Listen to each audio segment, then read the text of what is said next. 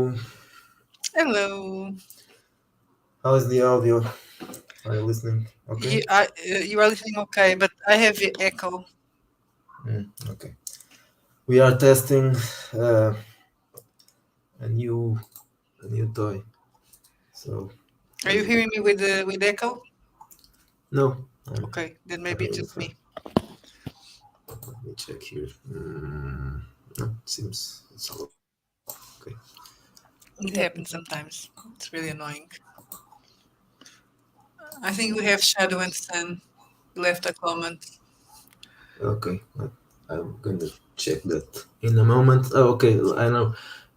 I'm using the Blue Snowball microphone, not this one. That's why there's That's an why I echo. had echo. What about now? Now it's a lot better. Okay, that's it. Yeah, this wasn't connected. So. Yeah, my voice was a little stuck, but I think it's better now, right? Yes, I think so. Okay. Or you asking someone else? I'm asking you and also Yeah, okay. Shadow. It Hi, was Shadow. when I heard myself, I saw it was a bit. We are doing good. Well, I have a my New Year resolution is trying to be positive and to go on a diet. So I did two. So I'll drop some of one of them. I hope it's the being positive. So for the next weeks, I may still be a little bit annoyingly positive and out of Well, character. if you want to join us, you can join us. Why not? We don't have anything else to do, so it's just Yeah, chat a bit. So but we were also probably going to talk a little bit about the OGL. yeah, but well, we are So mostly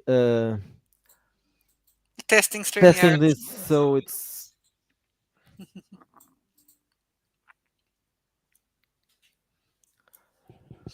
Yeah, it's actually good to have someone coming and see how that works. yeah, if it's working all right. I'm still listening to some feedback, but now it's not. It can't be the same thing. Let me see if I have my audio cancelled.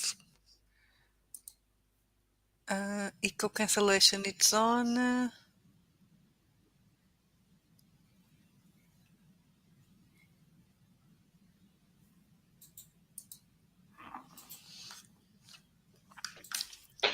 I don't think it's nothing on my side.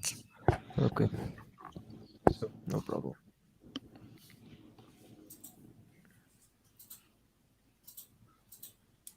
Morning, guys. Hey, Hello. welcome. Hey, I just wanted to comment on the positivity. You know, nothing will heal the world better than that right now. We've gone through so much stuff. That's been kind of our New Year's resolution as well to not let things like this hyped up controversy over the OGL and things like that get us down. I've got a library full of game books that I'll probably never get to. So, I'm set. If Wizards of the Coast want to make things hard for other people, uh, they're really only going to be hurting themselves. Yeah, I'm a bit Yeah, worried about it. If I had to change all the things right now, I would. It would be a lot of work, but probably it won't be retroactive. I think. I hope Well, not. they're just making themselves out to look like bad guys. Yeah, I don't know if they care or not. They don't sound like they care. They sound like they want to crush the competition, and nothing screams weakness more than that, in my opinion. yeah, yeah. it's very hostile. I, No I doubt. think the only explanation for this is the people that are now running really have no idea uh, how the role playing game works. Of course, they have no idea, but also they don't know the history, right? They already had issues when they tried to change the OGL. Yeah, for them, they're all bottom line guys. They only care about the dollars. and not the cents as in SENSE, not cents as in pennies. They just want the money. They know people don't know who they are, and they'll just disappear when it's over. They'll make their millions and move on to the next job.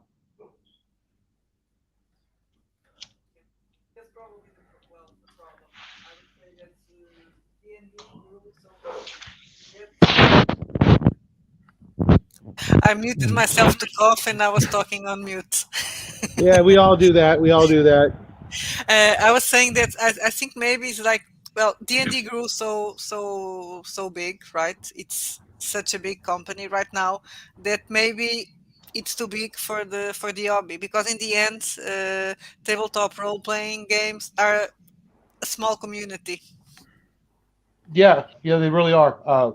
Where I live, we don't even have a game store within. I think it's about 5-10 miles, and I got to get there by the freeway to get there. It's I've been there once, and I've lived in this area 11 years. Most people have to buy their stuff online somehow, and Yeah, it you probably know is not big enough for all the money they want to make. So they want to take they want everything for themselves. and it's not going to work. What are they going to do? Bribe politicians to make our old books, contraband and illegal. Let's make Nothing's all going to. books that are not official new Dungeons and Dragons illegal. That would be Yeah. one. Well, it could be. It could work. Things like that have happened in the past before, and I don't know about you guys, but bookstores themselves are becoming a scarcity. Amazon and places like that have literally driven all the local bookstores completely out of business.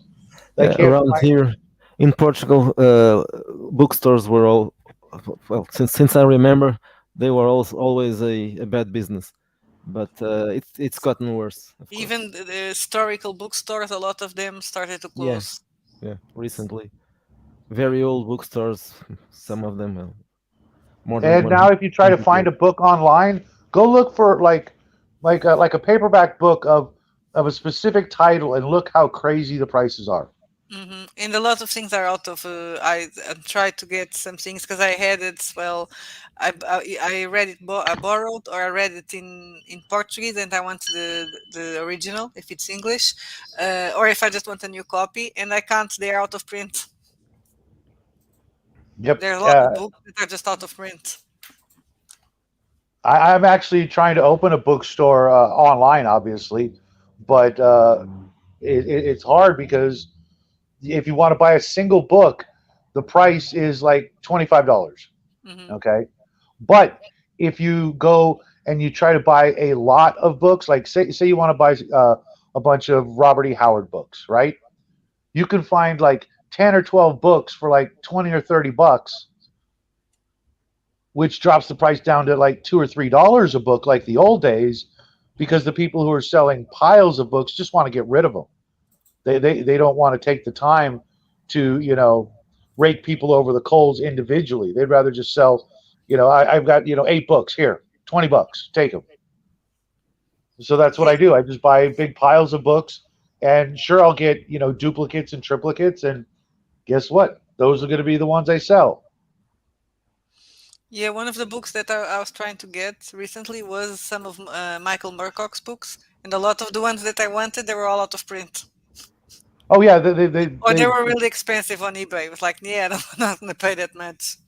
but go just look up Michael Moorcock book lots, and then you'll find the book you're looking for, plus some Mhm. other extras, which you can always hand down to friends or family, or just hang on to, because eventually your paperback books get all beat up.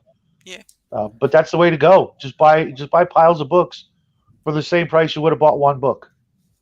I don't know if it's gonna work very well for us here because of the shipping. I guess Oh yeah, most of the sellers are probably in the US. So yeah, Ah, probably that's not gonna work for me.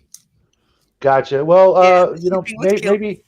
maybe shoot me a list of books you're looking for. I'll see what I can do to help. Yeah, Yeah, that'll be good. That'll be perfect. Shipping costs are getting ridiculous. Yeah, and if you get with yeah, with a big pile of books, yeah, no. Sometimes it improves, but not Well, really. we're lucky we have this thing called Media Rate, where if you're shipping books, it's super cheap.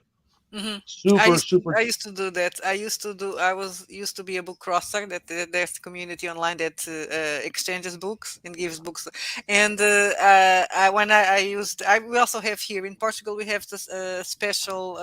You just say it's a book and it's cheaper. Right, It's a book right, and it's a gift, and yeah, it's like that. It's cheaper, a lot cheaper. right. But when you buy something, yeah, you get hit with oh, you bought this.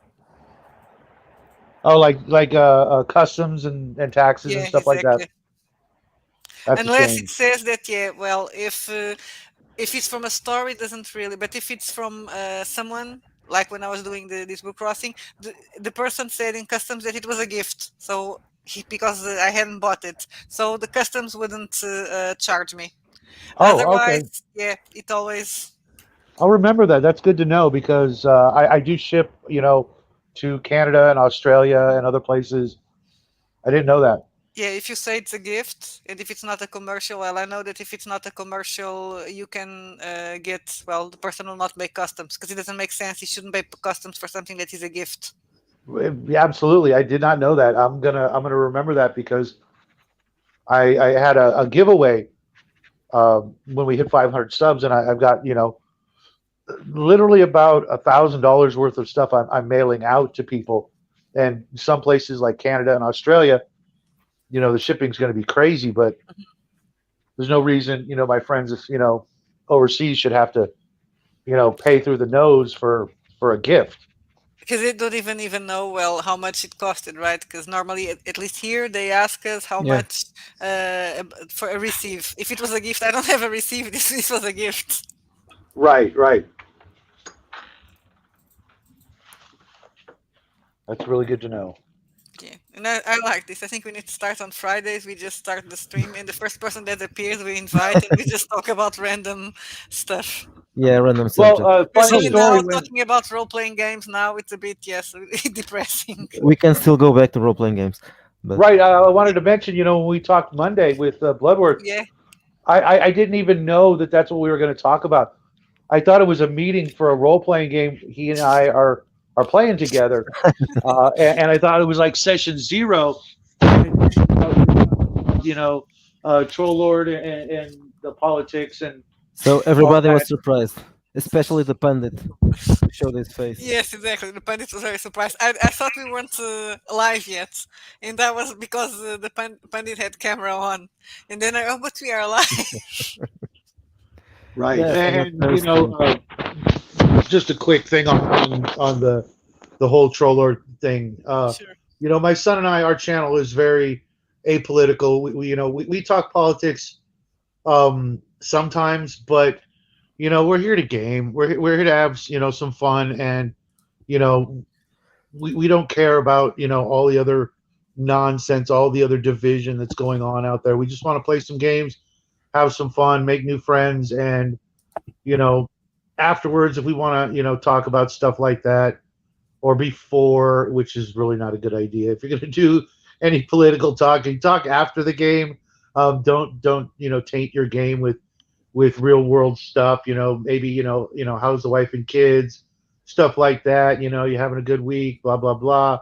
But there's no need for it. There's plenty of places out there to talk about that stuff, and just saying that you're going to be neutral shouldn't be controversial. Mhm. It should be everybody's stance. It used to be back in the day, on Thanksgiving and things like that, you wouldn't talk about religion or politics because you didn't want to start a fight on what's supposed to be a happy day for everybody. And now it's, that's all anybody wants to talk about. They just want to, you know, That's interesting. Let me ask you something because I almost thought, especially recently, I see a lot, well, on Twitter, people complaining about the racist uncle or on this Christmas and Thanksgiving. Oh, my families, and for me, it's really weird. And I was thinking, is this an American thing? Because there's always been a rule for me to interact well with my family and people in general. I'm not going to talk about politics, religion, or football.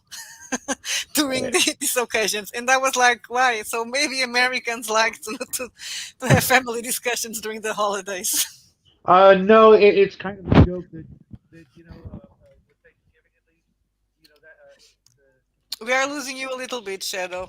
I don't know if you're I aside. think my The I think audio. Yeah. The audio, yeah. yeah, I think my finger was on the microphone. It was a common joke that Thanksgiving and certain holidays like that would always end in like a fight or an argument because someone would inject that into the holiday when we're really supposed to be there to get together.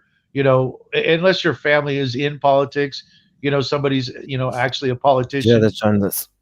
Who cares? Let's just enjoy each other's company. It only happens once a year or a couple of times a year, and although we lately have had to include music into the things we don't talk about because now even music has become you know just like I said, divisive. If you talk about your favorite music and then people suddenly, that becomes like football or politics, and people can't, agree, what they like or what they dislike. It's just silly. Like what you like. If people like it too, cool. They'll hear you playing that music and they'll sit back and enjoy it, or they'll leave the room. There's no need to Yeah.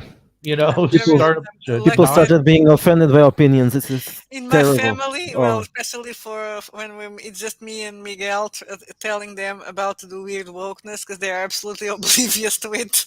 yeah. Right, good for them. So but I tell them because well, my niece has two small children, and I know it's gonna come here sooner than later, and I tell her so that she's attentive. Yep.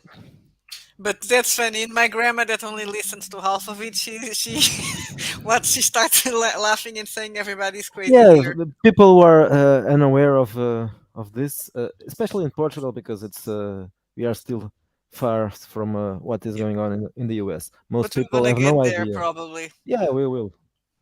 Everything comes Unfortunately, yeah, later. it's spreading like a cancer, and by the time it gets to you, it's going to be kind of dead on arrival. It's failing miserably, and people are tired of it. They don't want to be preached to by people who are half their age and have been brainwashed and indoctrinated to hate everything that's good in life. Life's too short for that. Yeah, and we have here a comment from Paddy's Parlor saying, Yeah. while I generally agree with Shadow, I'm going to go out of my way to make concisely conservative content sometimes. In my case, I just want to do content that is more provocative because I'm not really, because they also get upset by that and then call us edgelords. So I like, oh, Yeah. you don't, so I'm going to do something that will upset you. Well, just for the record, guys, I'm 55. I'm actually the original edge lord, and I went through that phase before it was a thing, and it really doesn't lead anywhere other than like maybe giving you an ulcer before your time. It we, But we it's we don't need a any more of that. Yeah, I It's don't kind of take old. it's a strange thing because we aren't really. Uh, we're not, I don't consider I myself an wouldn't edgelord. consider, yeah, because People we are are not doing putting that this. to, yeah. At least I mean, we aren't doing this to shock anybody.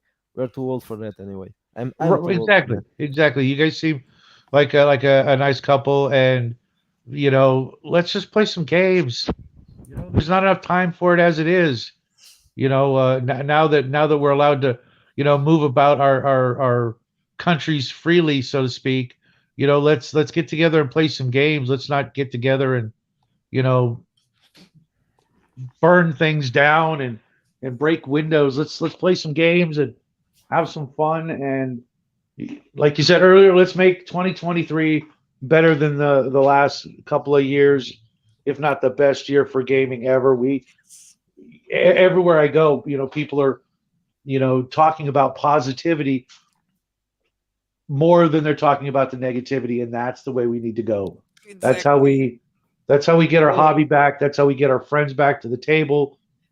I know there's a lot of people out there that like grim and dark and dirty games. Cool, cool, but having just lived through 2 years plus of real life, dark, grim, dystopian, you know, life. I'm ready for some lighter hearted games. I don't know about you guys.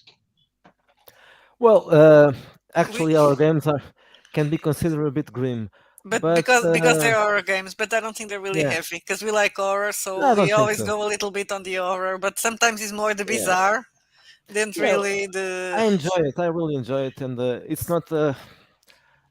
I don't consider it a depressive thing. I consider it well. It's a That's taste. why we say we're not really edge lords. It's just we Yeah, like we are some not. things that people consider disturbing, but just yeah, but I like this. I always liked horror since I was a kid. I Yeah, liked everything. I like that thing about feeling afraid.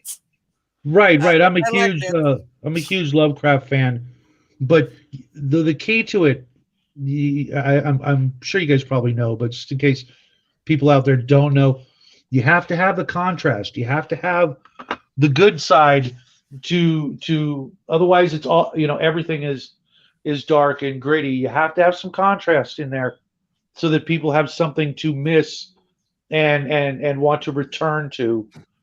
You know what I mean? Yeah, and I yeah. know because most people just get depressed. This Actually, Right, everything right, is. right. The it last thing was you need is your players needing therapy after a good game session. yeah. Well, even though our games are horror, we spend most of the time making jokes and laughing. So Yeah, it's that Right, is. right. we never That, take it that serious. that's a healthy response. Yeah. Yeah, it's Some horror, but Any good horror movie, even Aliens had a scene where we all laughed. yes, exactly.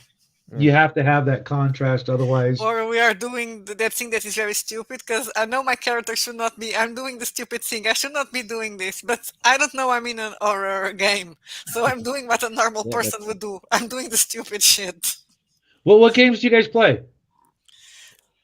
well. Right now, mostly our own because we need to play Test, test them, yeah. and try them. But well, other things that we played before, maybe since Is it out? Is it for sale yet, or you still Yeah, in the? yes, we have several. We started publishing last year, 6 7 months ago, maybe. but because Miguel had like a pile of things that he had Yeah. done during the years. Yes, I have a lot. Well, I can show you the last Yeah, what's thing. it called? They are all called Wretched Wretched. something, yeah, because That's the idea the is to play anti heroes. so We're taking the murder hobo To the next level? idea. Yes, exactly. So if you're not gonna save the country or you're not gonna save the world, you're in solo before the princess. this was. Is it appearing on screen Yes, now? it's Yeah. appearing. This Yeah, one is yeah, really to okay. play horror. This was last week. Our last week's Is release. it on Yeah, drive it's here. through?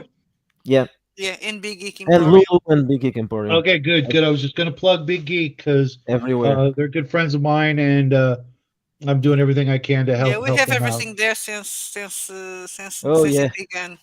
the Good for the you. Good for the you. thing They're of the they're week. really good The guys, and opening. they'll treat you Yeah, right. we started. We were among the first people putting stuff there. Well, you probably saw it because there was a large amount of our books, about 20 or something when it Oh started. wow, that's So awesome. That's yeah, awesome. it made a splash there. It Yeah, was it was well. It took some effort, but it was ever. It was like, oh, how are you guys doing that? But yeah, we decided to go with the OSR rules for. Well, actually, I'm gonna get to Jed. We recently we played Vasen. It's it's Vasen that is masturbation. called. We played Yeah, Vasen with one Vasen of or Vasen. Yes, Vesen or one of Vasen. our which is also our so Vasen from Free League. One of our players was game mastered it for us, and we're probably gonna play Avenger stuff in the Yeah, future child. because I'm going to do a merge of Salt with our fantasy game. Cool. I'm hoping to get to Here, meet Venger this Friday over on Max's show. We'll see how that works out. I've only heard little bits and pieces about him, and my son, he's very religious, and he hears his name and he immediately thinks, a certain thing, and I want to make sure But that it's is funny because I think Venger is a serious guy, like, and a family father, and he's not a, Yeah. a Satanist. Or right, right. no, he's a Cthulhu. Cthulhu actually is Yes, supposed to he be a has priest of Cthulhu, from Cthulhu. I can't pronounce it, a weird but yeah, religion. Which is funny because my son loves that sort of thing. His own stories and projects revolve around H.P. Lovecraftian horrors, which is funny because he really won't do the research. He needs to read all of Lovecraft's work and then go forward. But he's a teenager and doesn't yeah, have time to read actual books. But one of these days he will. I mean, he's read a couple Lovecraft stories, Yeah, The Outsider it's and easier. There Jungle. are short stories to read. Lots of them. Right. I mean, Lovecraft was so ahead of his time. I was talking about Edgar Rice Burroughs and the John Carter franchise that was written in 1912, and talking about spaceships and Mars and all that stuff 100 years before, you know way before its time. And Lovecraft was the same way, writing about these things when nobody else on the planet had ever thought about it, and look where they are now. H.P. Lovecraft and Cthulhu, who are just about a household word. Everybody's heard of them, and now you could buy stuffed teddy bear Cthulhu's for your children. Who would have thought? I mean, can you imagine and you if have you people tried? doing crochet from Cthulhu. Right, right. If you would have told H.P. Lovecraft back in his lifetime, hey, someday there's going to be stuffed Cthulhu's on little girls, beds, and their pillows and stuff, he would have just laughed his head off, and now it's a thing. Jed is recommending you tell your son to listen to HPL audiobooks on somewhere. Linear Linearly Vox. Fox. I have never heard about that. Anyway, Yeah, it's some place that's that a I good idea because he doesn't really, it's funny too because for Christmas and his birthday, we asked him what he wanted for his birthday, and he said books, and he hasn't touched one of them. So how old is he? He's 14, Okay. and he just said that's a complete lie. Well, I haven't seen him read one yet, but hopefully he'll get around to it. When we were I think younger, we I've didn't have started. the internet; we had books. Exactly. I've only started reading about when I was about 13 or 14 as well, and and after that I read a lot. But at the beginning it was difficult to start. Yeah, I've read more than 10,000 books, and I've got another 1,000 on my shelves waiting to be read. It's becoming a lost art form. It seems to actually just sit back and read a good book. I highly recommend it. So Judd that is is saying our. that the first space opera was written in Roman times. I don't know Right, what right, right. But that's going back really. Yeah, I yeah, know. too much. It, I don't know what are you considering, the probably an epic. I don't know. or Maybe that. the Argonauts thing. I don't know if right, the right, right. That's Jason and probably the it. yeah, that's Argonauts. probably Jason and the Argonauts, exactly. It There's can actually be. some stuff. Well, Maybe it's not in space, but it could be. there's some stuff prior to that or around the same time. But I mean, there's like what 1,000 people on the planet that know about that. Hmm. Ease them in slowly, and then when they've read all that and they want something else, then they can look, further back. For me, the whole Roman and Greek mythologies and stuff like that are some of the first things I ever read, and I got bored with them real quick, and now I'm looking for other stuff. But other people are going to work their way back to it, and that's cool. Whatever it takes, just pick up a book. About this Paddy's parlor comment, I was thinking that in fact when I was in high school as well, and I started reading H.P. Lovecraft because I was going to Game Master Call of Cthulhu, and in fact it was very, very, very, very niche at the time, and all of a sudden Lovecraft is very famous. What Hmm. happened? You know where it started for me was the deities and demigods book for AD&D. You guys remember that book?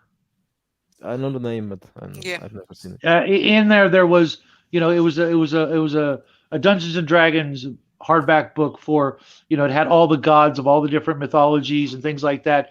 Mhm. And in the first edition of it, there was also H.P. Lovecraft's works mentioned with the images of the creatures. And I had never seen monsters like that. Growing up as a kid, I drew all kinds of monsters. What little boy doesn't, right?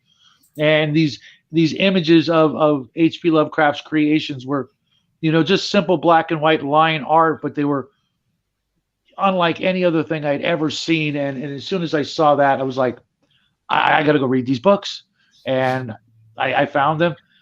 As a matter of fact, the first one I found.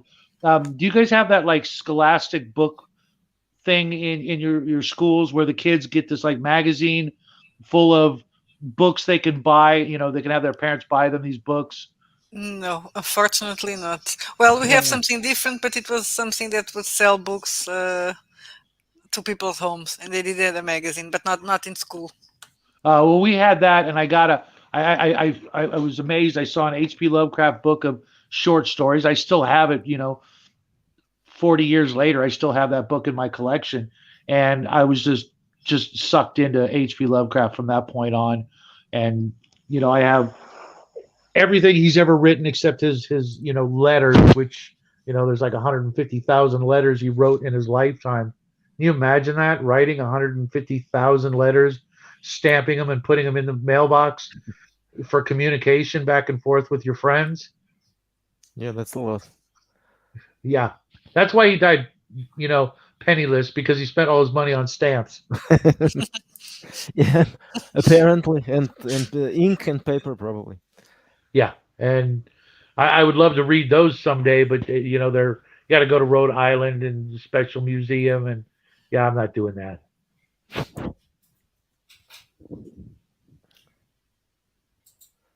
Lucian of Samosata, True Stories, the book I mean. Good stuff, Pretty trippy stuff, says Jed.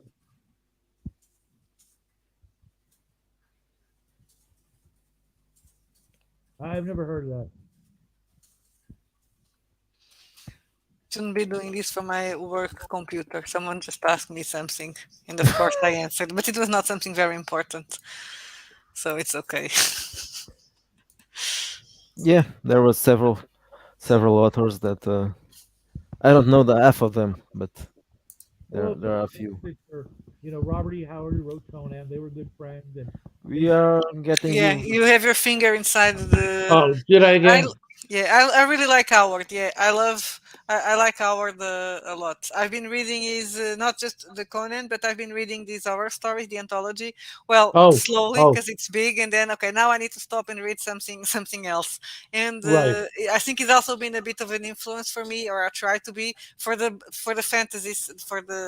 We also have a fantasy game, and so for the fantasy scenarios, because I want them to be dark fantasy, not high fantasy. So I think Howard also entered a little bit there. Oh, absolutely. Between Solomon Kane and, like you mentioned, his horror stories were quite brutal. Compared to H.P. Lovecraft's. Love were a little more subtle Mhm. and a little softer when it came to even the cosmic horror. And I highly recommend Solomon Kane, as well as obviously Conan and King Kull for great fantasy. But you're also reading Michael Moorcock, another classic. Eventually, you'll have to jump over to Fritz Lieber's Grey Mouser and Fafford. Those are phenomenal books for fantasy. That is where the rogue and the assassin literally came from, according to Gygax back in the day. It wasn't the Hobbit or other characters like that, but the Grey Mouser was Mhm. the archetype thief for the role playing games as we know it, and they're phenomenal, absolutely wonderful, wonderful books. I've only read Conan about what 3 years ago, but then Really? I read everything. Yeah, well, for some reason I never picked it up. Well, I didn't pick it up when I was a teenager, so and then I thought, well, that's I'm too probably old for this. yeah, it's too late. But then I Oh, thought, it's well, never too why not? late. It's No, literally never no, it too late. wasn't. It wasn't. Eh, I read it and it was yeah, it's interesting. It's not it wasn't as I was expecting it to be teenage literature, but it wasn't. No, it's nothing like the movie. and nothing like the stereotypical way people use the word barbarian. He was a barbarian only part of the time, as I like to say. He was so many other things. But if you ever get a chance, the Savage Sword of Conan magazine that came out way back in the day, the black and white comic book, but in magazine form, will help you so much with the ability to visualize and picture what was going on. The artwork in those magazines is just top notch. I Do you think I've guys read have like swap meets or flea markets? uh, kind of, not the same way. But the problem There here are is that some it's really places. Yeah, hard to get a book. Well, you can get books on the flea market, but they're going to be translated, and we prefer to read yeah, the originals. You can that's get. It's true. Oh, very hard to get. Yeah, it can happen that you find a book in English in a flea market, but it's going to be very rare. Probably it's easier to find a French book from that period because Yeah, there was a time here that most people would read in French and not not in English. until very recently, until Yeah, the late this, 70s, yeah, the late 70s. French people was the were most learning common. French, not English. hmm. Maybe it's time to plan a vacation just to do some book shopping. Yeah, that could. Yeah, but I think I read the stories from that magazine, Conan magazine. But here Oh, I love it. I'm they still were trying published. to. It wasn't published as a magazine. It was a collection of anthologies of several other short stories and mixed together. Marvel and Conan and several other stuff.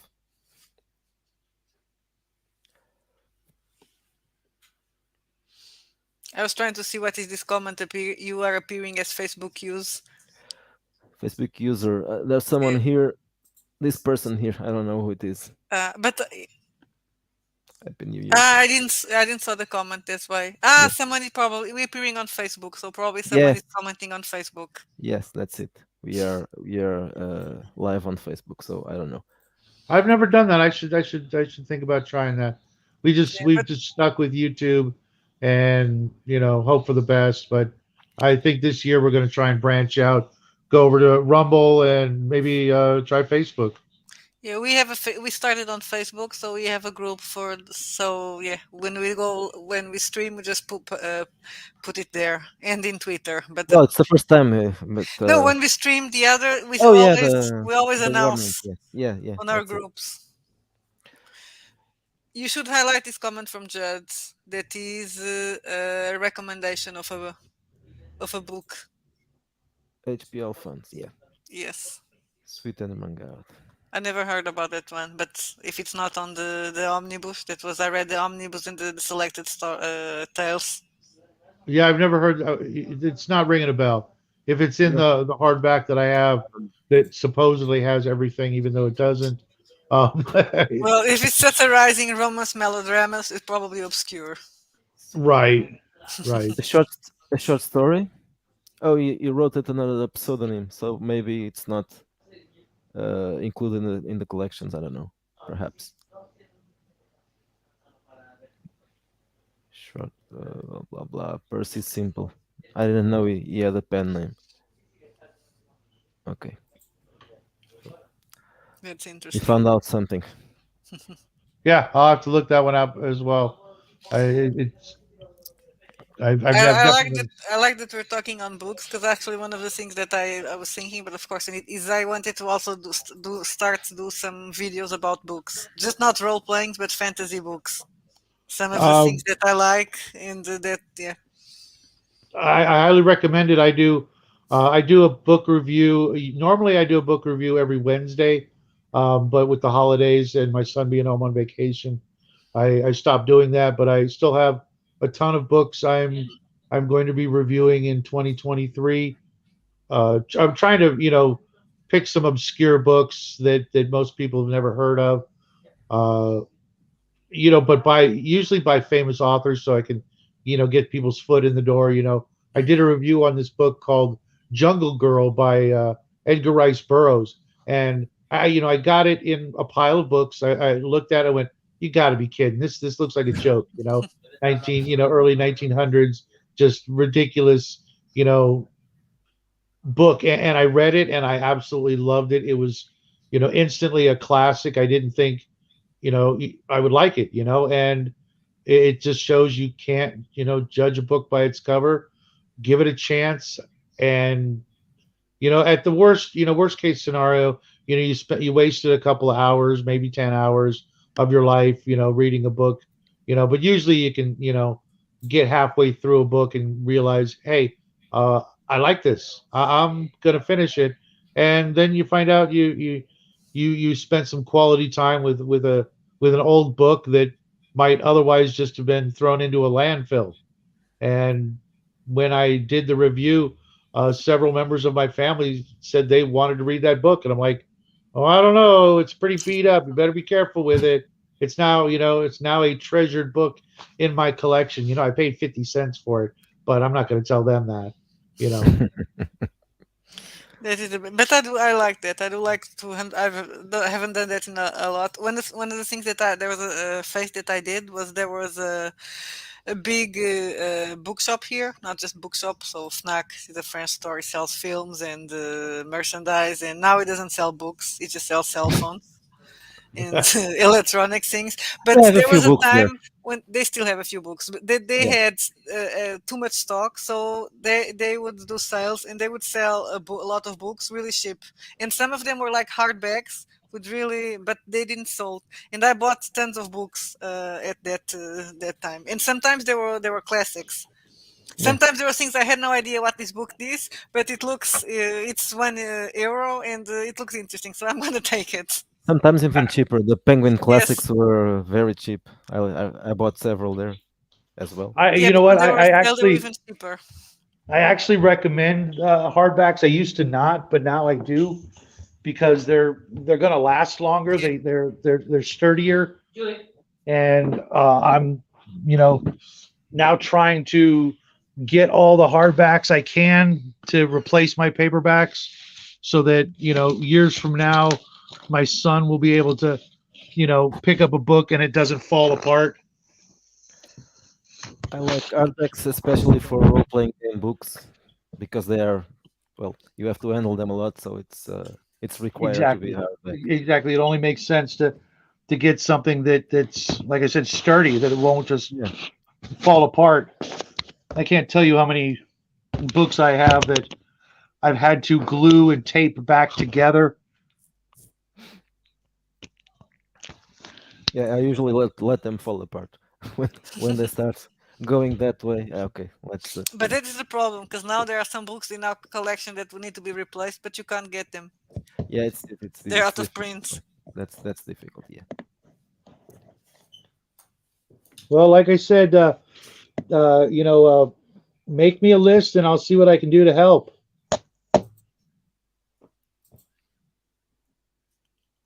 Yeah, I have to look, but probably it's gonna be, and my list is going to be big, so I'll need to behave to do a priority list.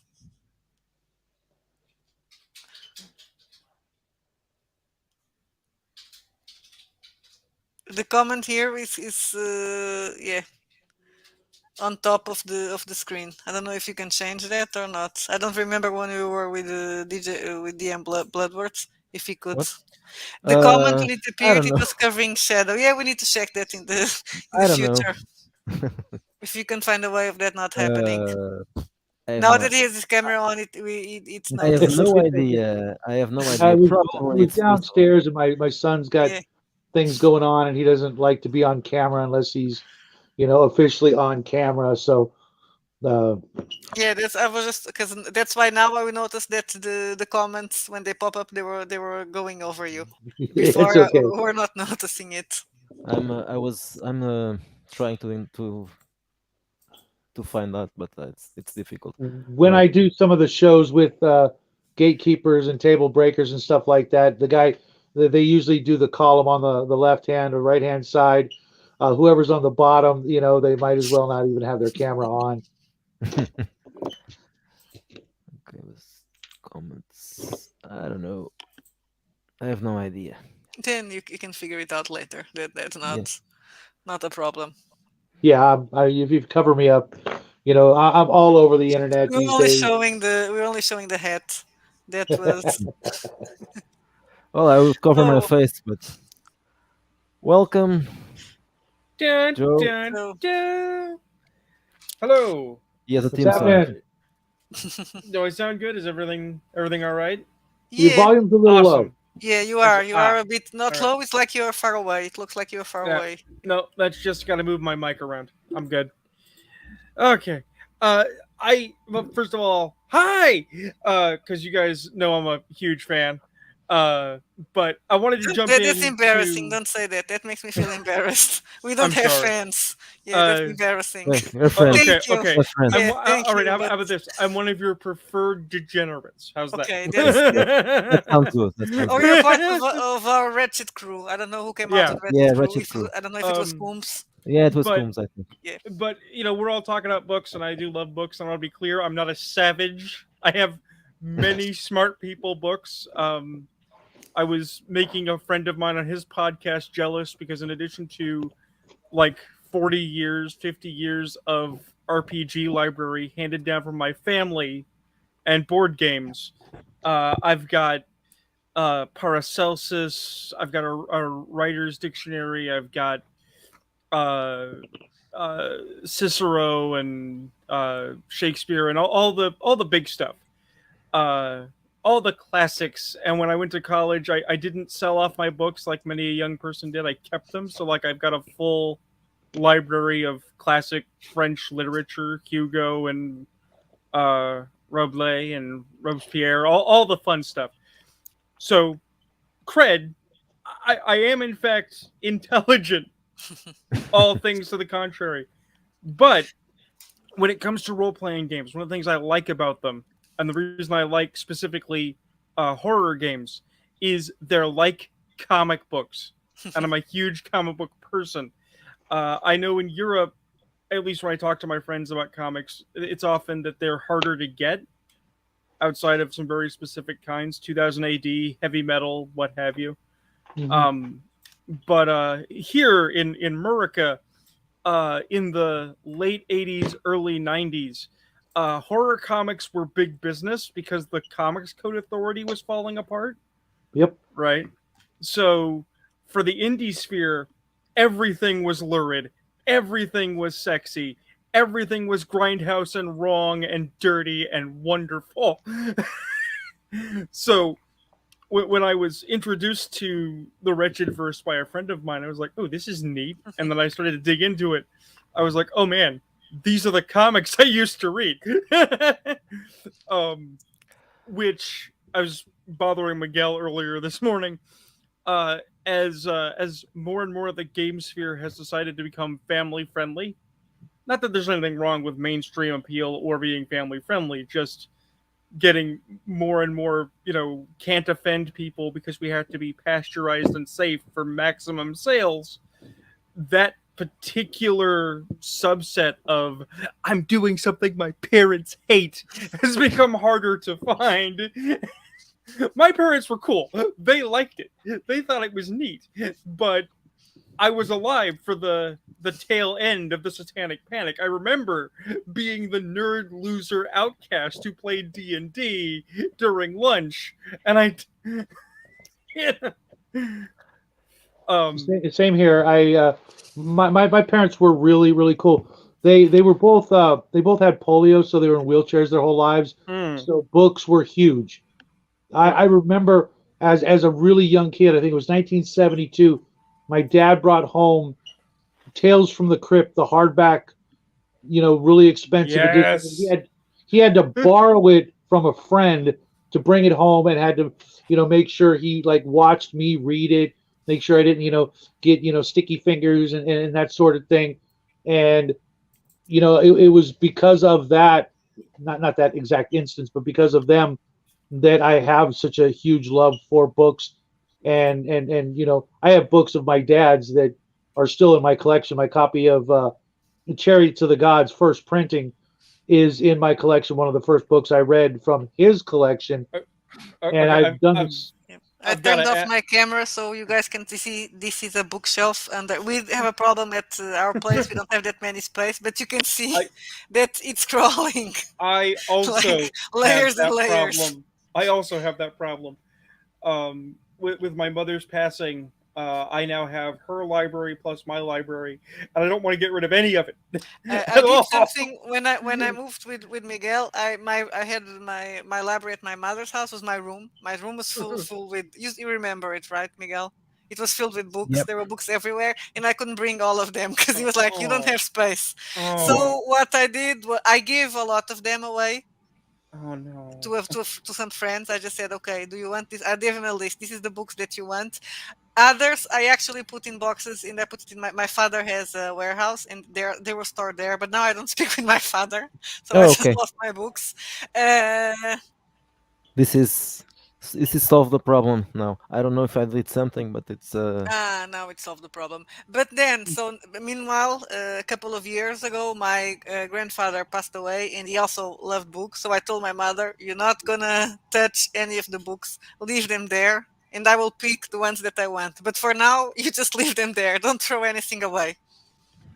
I Because do I have to ended ask. up having to give hands of a lot of the books, and some of them I probably regret. Because at least, well, for some we already had copies, so they were just duplicates. But still, So Shadows, I gotta ask because you mentioned it. I was gonna talk about discovering Pulp and Doc Savage in the Shadow, but I gotta know. You said you have Chariots of the Gods. In text, does Von Daniget sound like he actually knows what he's talking about, or is it as BS as on Ancient Aliens? Oh no! What everybody fails to ever mention is that just about every sentence he wrote, he ended with a question mark. Okay. He was just asking questions. He's actually he's a genius. He's a little William Shatnery, in Right. person, a little flamboyant and over the top, but he's been all over the world. He may have started out, with less than stellar credentials, but he's since then gone to literally just he's set foot on just about every continent and country and island in the world and done the physical labor of walking around and looking and taking photographs and doing the research. His first book, was just a bunch of questions. Just, you know, Right. is this a possibility? Could this have been what happened? Who knows? I don't. I want answers. And now he's where he's at. And at 85 years old, he's still out there, drawing thousands of people to come and just meet him and ask him questions because, you know, when it comes to, archaeology, he's probably put in more work than anybody else alive. I mean, that's why I asked because what you see on the History Channel, is curated to be stupid. Yeah, I actually that's one of my guilty pleasures. My son gives me a hard time for it because I listen to it a lot. But I get a lot of inspiration from my fantasy worlds and my sci-fi worlds from watching the show and listening to these crazy, theories. I can't say any of it's true or not true. I haven't done the work, but if you look at it from a certain point of view, you can get a lot of inspiration for making, your ancient ruins. I just did a video, I think it was last week or no, the week before on ancient ruins and how to spice them up and make them, mysterious because that's what they should be when you're adventuring party, whether they're in, deep space or, on your typical fantasy world. When they find ruins, they should be, awed and amazed at the architecture and all the stonework and who did this, who lived there, why did they leave, where did they go, and the show is great for that. But when you want facts, just maybe turn down the volume a I little. It's no, I freely admit that watching Ancient Aliens is literally pointing and laughing at it because I'm not watching it for anything valuable. But I freely admit that I find those ideas interesting. And back in the day, I used to play a character that was a conspiracy theorist. So before game, I would sit and listen to distaff uploads on YouTube from Coast to Coast AM. Just listen to a good 10 minutes of raw conspiracy theory craziness and then go be a character that's a conspiracy theorist. You know, I will say this though. Um, I find it really unusual that UFOs are one of the most secret of top secrets, officially on the books kind of information out there. And if it was just a bunch of hooey, um, they would never have hesitated to release the millions upon millions of documents that are still, being held locked away, and why presidents can't talk about it. Period. Well, you also have the unfortunate problem that trust in government officials across the board, no matter what country you're in, has become so complete, so total, a lack of trust, that even if they did give up anything, even if they were honestly saying, we don't know, we just didn't want to tell the Russians about our special weapons programs, no one will believe them. Yep. The well Yep. is salted. There's never going to be this, reveal day where they reveal all the things. But I mean, that's great for us because I know Wretched. There's the Wretched space setting. I got that recently. There's Wretched New Flesh, and I've got Wretched Darkness. I'm just like, Wretched Darkness. I'm digging into it deep. Obviously, at some point, there's going to be a Little Wretched Men accessory for not just for specifically UFOs and aliens, because you've already got those elements, but the phenomenons of alien abductions, and what if the aliens want to do more unseemly things than just probe us. So Wretched Conspiracy. Do you want to write that? I could. I think You Wretched know, I can give you some pointers. I do. I actually do. I co-host a budget. a parapsychology, UFO, Bigfoot sort of show on Saturday nights with a good friend of mine, Nathan Allen. We do a lot of parapsychology and psychic powers and UFOs, and we talk about it. And of course, I'm basically the skeptic, even though I've had some weird experiences in my life.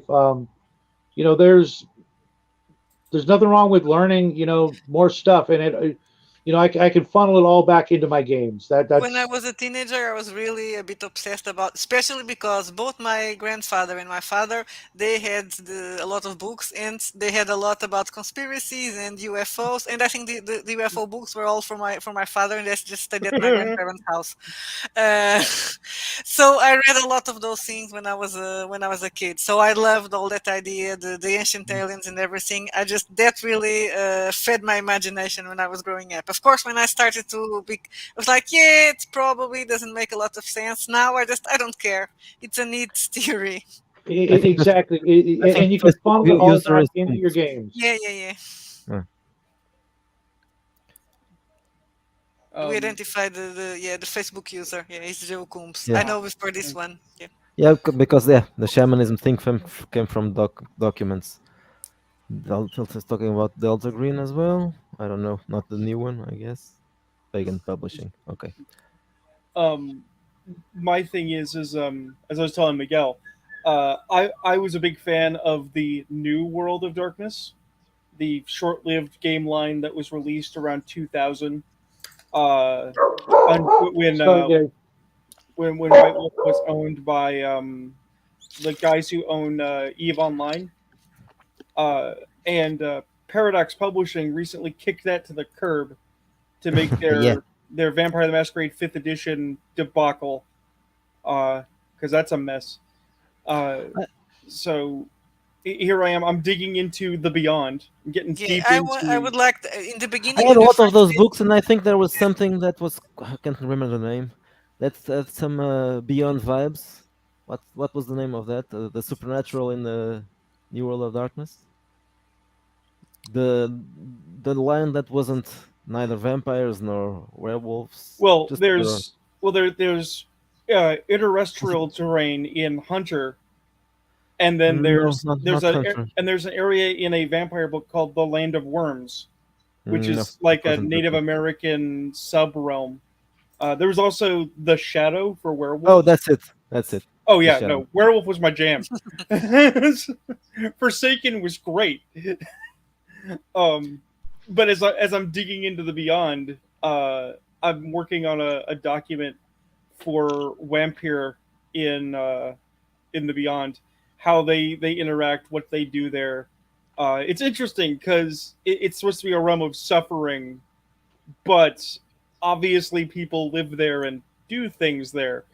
Um, so I've proposed this idea that I'm developing called the Red Ministries, which are factions of vampiric society that think they've got it figured out. They think they know what they're supposed to do, right?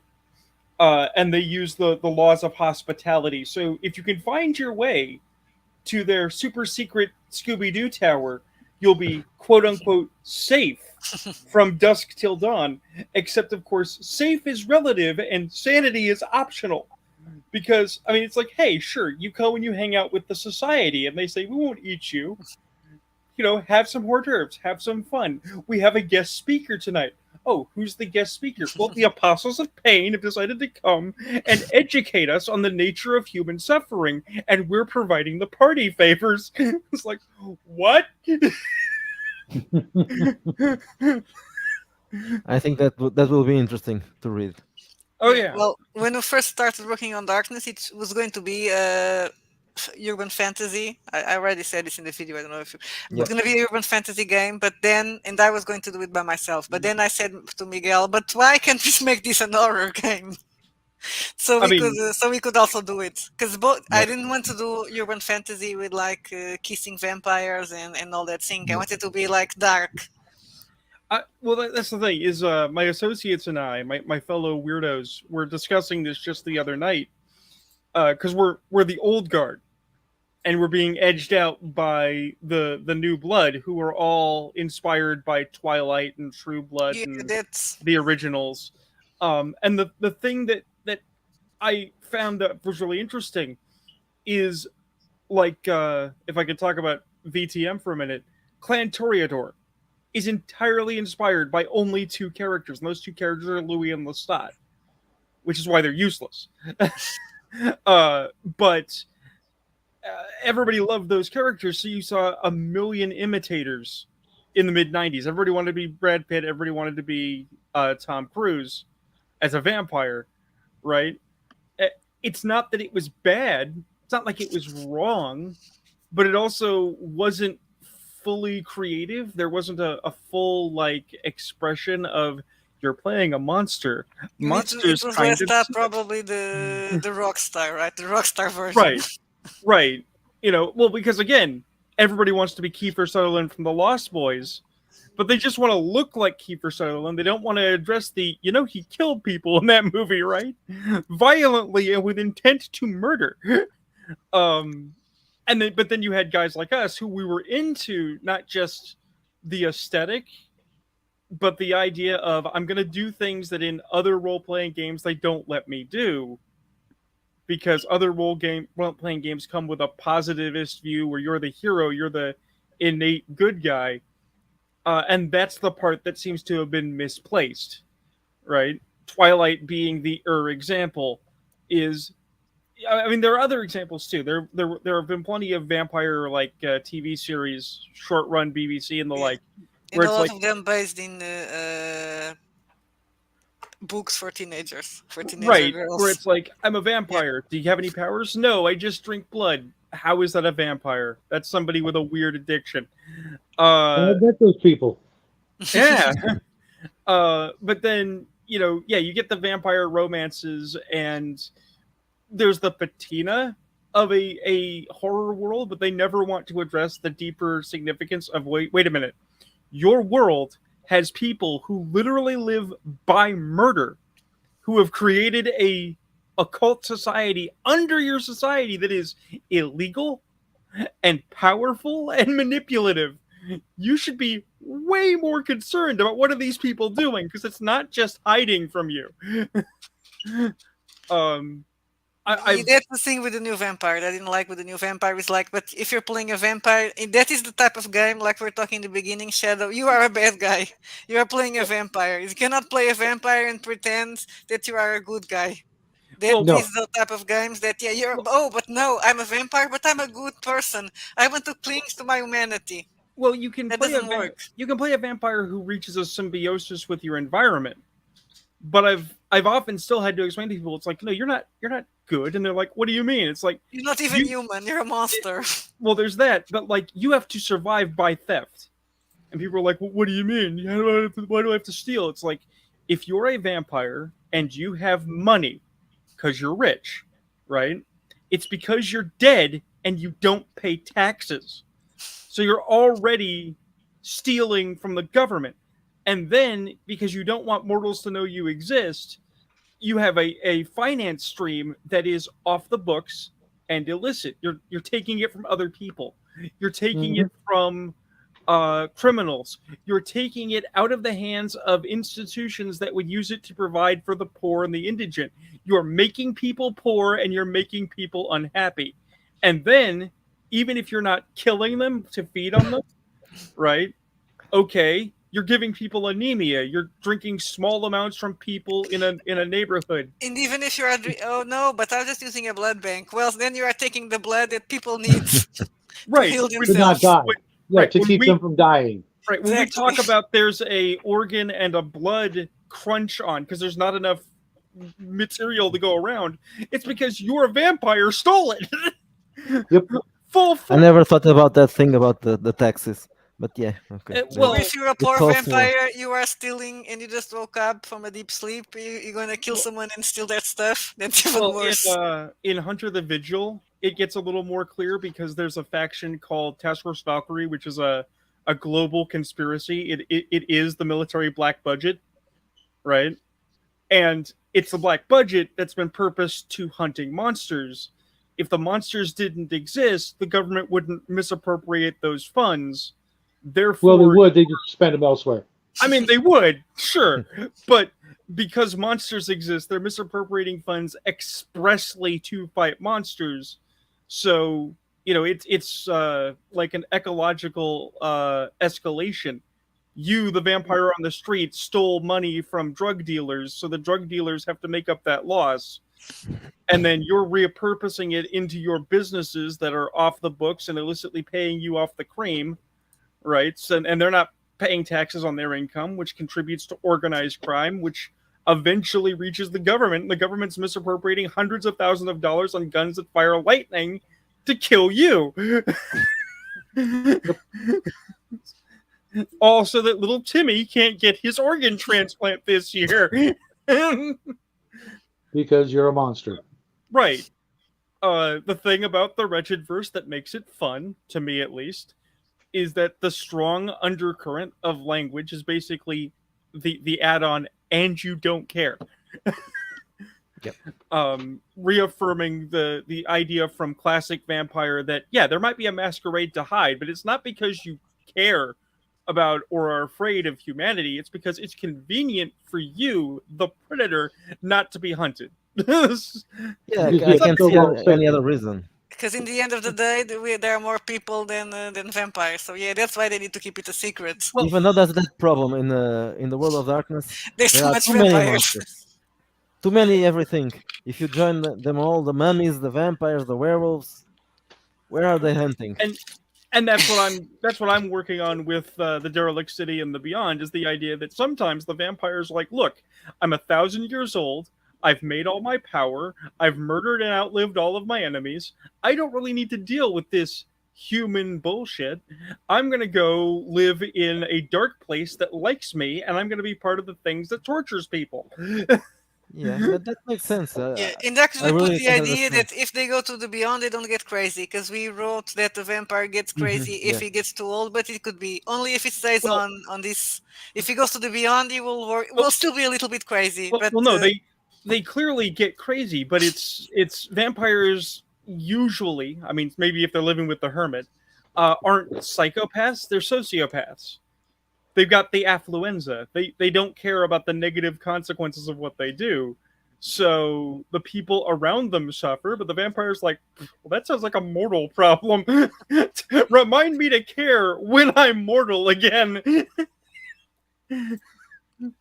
um, Yeah, but and that is the thing. I always loved vampires. That was my favorite monster, and I really hate that. Oh, but they are immoral, and they are interesting because of that. I think that there is a place for the misunderstood monster. I mean, Clive Barker's Nightbreed, based on the book Cabal, is pretty great. That's the Children of the Night. Hmm. Impetus obviously is the look. We didn't choose to be gross and weird. We were born that way. But the thing is again, is people forget the other half of that formula, right? Where it's like I was just born this way, and I'm surrounded by racism and hate because I'm a freaky monster. And it's like, yes, what does this lead to? Resentment and violence. Because the same creature of the night that is kind and gentle and sweet will one day be like Ferdinand the Bull and just kill all the matadors. Yeah, the not be a well. If you are a monster, you have to be a monster. It's not. It's difficult Right. to behave in a civil way, I think. the, the really weird thing that I've tried to explain to people before is that horror games are about being good even if you're playing the monster, Yeah. because you are banking that eventually you're going to have to pay for it, right? You know, you make a monster, you're a piece of crap, you do all the awful things, eventually you're going to lose, eventually the powers of good are going to get you, and that makes these a positivist setting rather than a negative one. They're not nihilistic, and people are like, well, what do you mean, how is that? It's like, because in reality, when Goldman Sachs says we're too big to fail, they get away with that. In the Wretched verse, when a vampire says, "Do you know who I am? Do you know how powerful I am?" the vampire hunter doesn't care. And it will be the idea that that you try to put in this. Okay, you're in the game is you're not your anti-hero, or but there's something there that is even evil, more evil than you. Right. Yeah, So you can play that. You play that character that is evil if he's a vampire or something. But hey, but there's a big monster even that wants to destroy the whole world and will also destroy the vampire. Yeah. Well, I mean, you got your cosmic antagonists. They even don't care even more. So even your Yeah. self-interested vampire can be the anti-hero once. Yeah, Exactly. that's it. It's the lesser evil, the one who still cares something. So I still mean, cares about himself at least. I got run out of a game once for playing a character that was utterly awful. But it was because the players of that game didn't understand what they were talking about, which sounds weird, but I will fill you in. Uh, this was an org game, and the players were trying to be good guys, fighting the bad guys, and they wanted to be really, really good. So I made a character. His name was Clayton, and Clayton's thing was he was a narcissist. He was a supreme narcissist because of the nature of his supernatural type.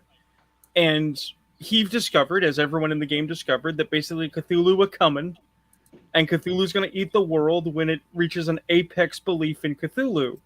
So the players were people fighting to prevent people from finding out Cthulhu exists, but they were also part of the problem because they knew, and if you know, you're part of the problem. So he, you know, because he knew Cthulhu exists, he's like, wait, Cthulhu's going to eat my soul? But it's mine. Cthulhu can't have it. It belongs to me. So he was on Team Fight Cthulhu. The thing is that everybody else is trying to be these moral monsters, and he's like, I don't care. Why not? It's like, because Cthulhu don't care. Once you're fighting a cosmic monster, it doesn't care if you fought it well or nicely. It's a world destroying horror. It's going to eat the world. Any way to win is a correct way to win. And they're like, but I don't want to hurt anybody. It's like, I don't care if you don't want to hurt anybody. Some eggs are going to get broken to win this war. That's called war. Well, as a for instance, he could mentally control people, and being a narcissist, he was 100% assured that some of his suits, as he referred to them, were much better off being him than being themselves. So one day when people checked his closet, they found like 6 people just standing there waiting for instructions with no personality to speak of. And it's like, who are these people? Oh, those are my suits. What? Yeah, those are my suits. That's my fist fighting suit. That's my social suit. That's my day suit. It's like, are these people volunteers? It's like, well, they volunteered when I asked them. Did you mind control them? I asked them. What's the difference? And it's like, do they want to be there? They do now. Well, you can't just leave them in the closet. You've got to like give them a room or something. And so now I had to make like a Jerry daycare from Rick They and had Morty. food, right? They had food and water. I Yeah, guess. they had a Oh, they would bucket. Oh, a bucket. Okay. And- Then but, that's good. but I had to make a Jerry daycare for my suits who didn't have enough personality to be people anymore because the other players thought it was unconscionably evil. And it's like, this is a game called The World of Darkness, right? We're playing monsters, right? We do bad things. The fact that they were alive, they were comfortable, and he wasn't abusing them was a kindness in his perspective because they were built to die so that he didn't have to. What was the game? It was a Vampire the Requiem Chronicle, but it was a big org game in the White Wolf fan club before that went completely belly up. Don't check it out now. It's a mess. Oh, I won't. Yeah, no. I've checked enough. Then again, I wouldn't necessarily advocate that people LARP the Wretched verse. I think that's just No, that better way not. lies Yeah. madness. I don't think we need to put a disclaimer. This is No. don't try this on the real life or don't LARP. Don't do this. This is for the theater of the mind only. Yeah. Okay. All right. Consenting adults in the privacy of their Exactly. bedrooms are not our responsibility. Or in the privacy of their homes. Whatever. Yeah. Yeah. Wherever they do it. But no, actually no. I'm doing vampires because as awful as it is to say, they're easy to understand. My actual jam is werewolves, and it would be very difficult not to replicate my favorite werewolf tropes in Werewolf. I just watched a werewolf film last night. If you guys haven't seen it, called The Wolf of Snow Hollow. I don't think. It's actually really good. If you guys have the service Shudder. The Wolf of Snow Hollow. Snow Hollow. Okay. Yeah. 2020 movie. Is that so? Yeah. With I Robert never Pattinson. liked werewolves very much.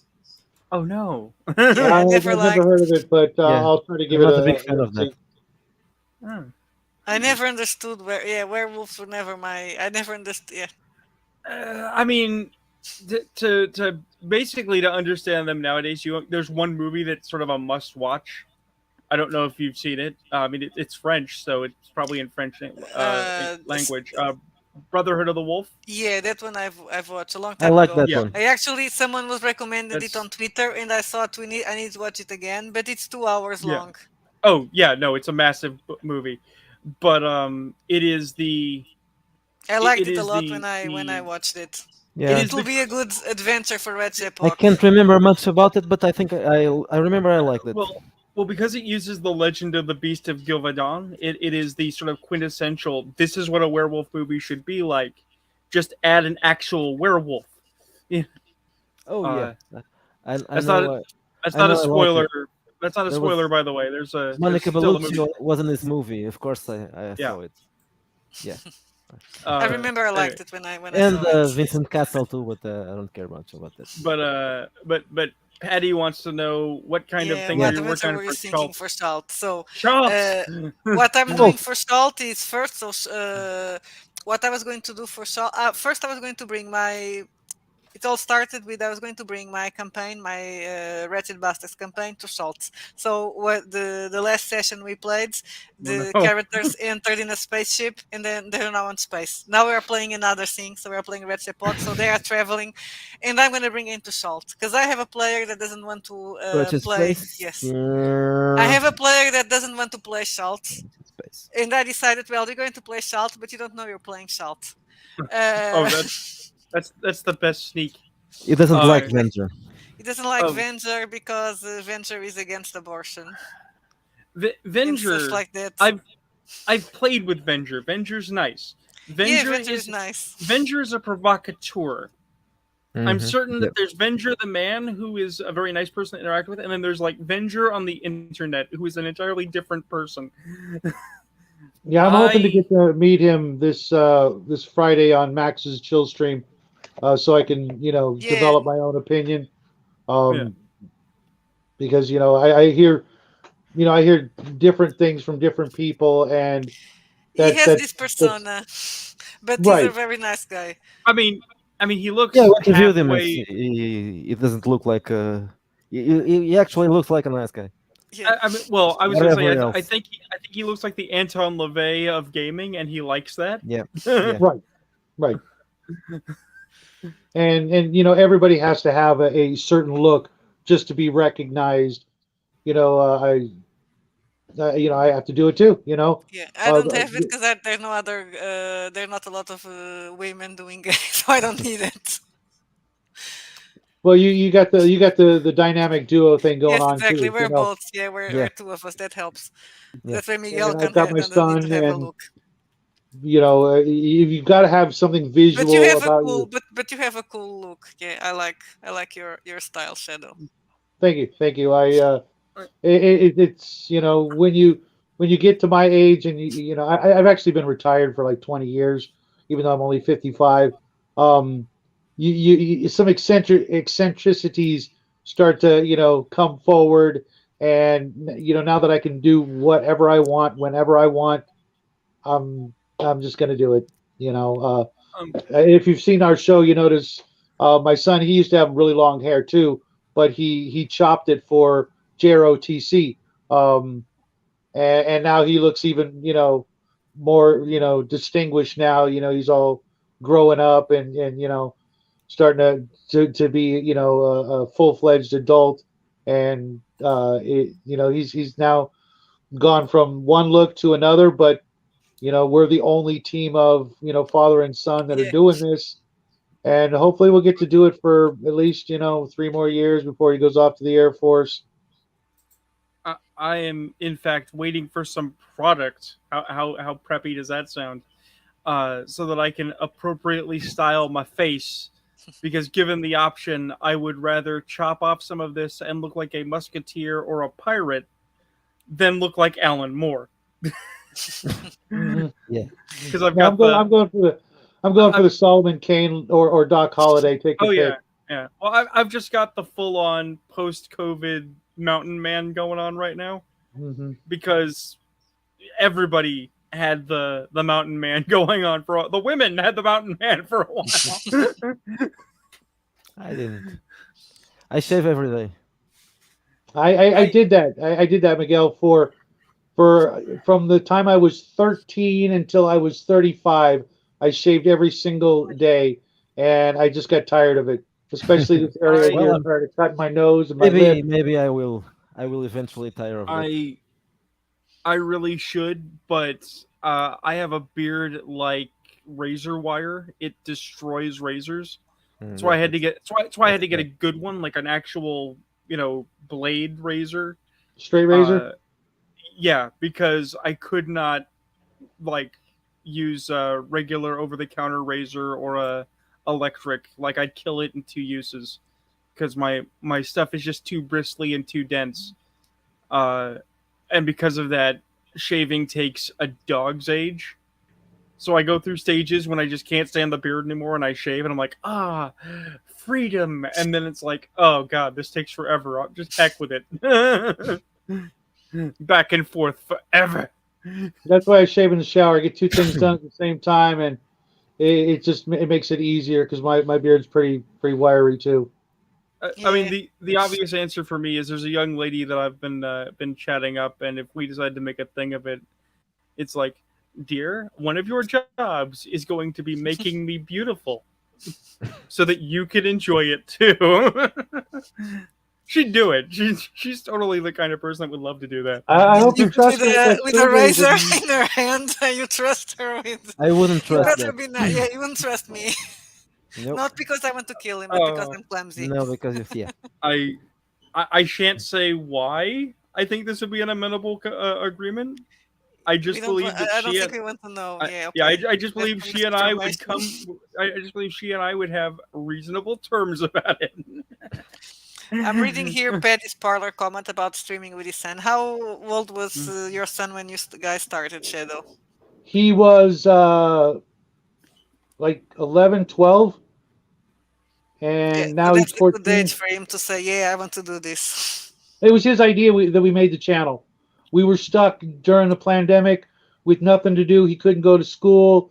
We were bored, and I was getting Dungeons and Lasers Kickstarters in the mail. Our first video is opening my first Kickstarter. It was this massive box of plastic terrain that we were going to assemble and put together. And he's like, Dad, because he grew up, even at 3 years old, he was watching YouTube. And, 5, 6 years old, that's what I want to be when I grow up. I want to be a YouTuber.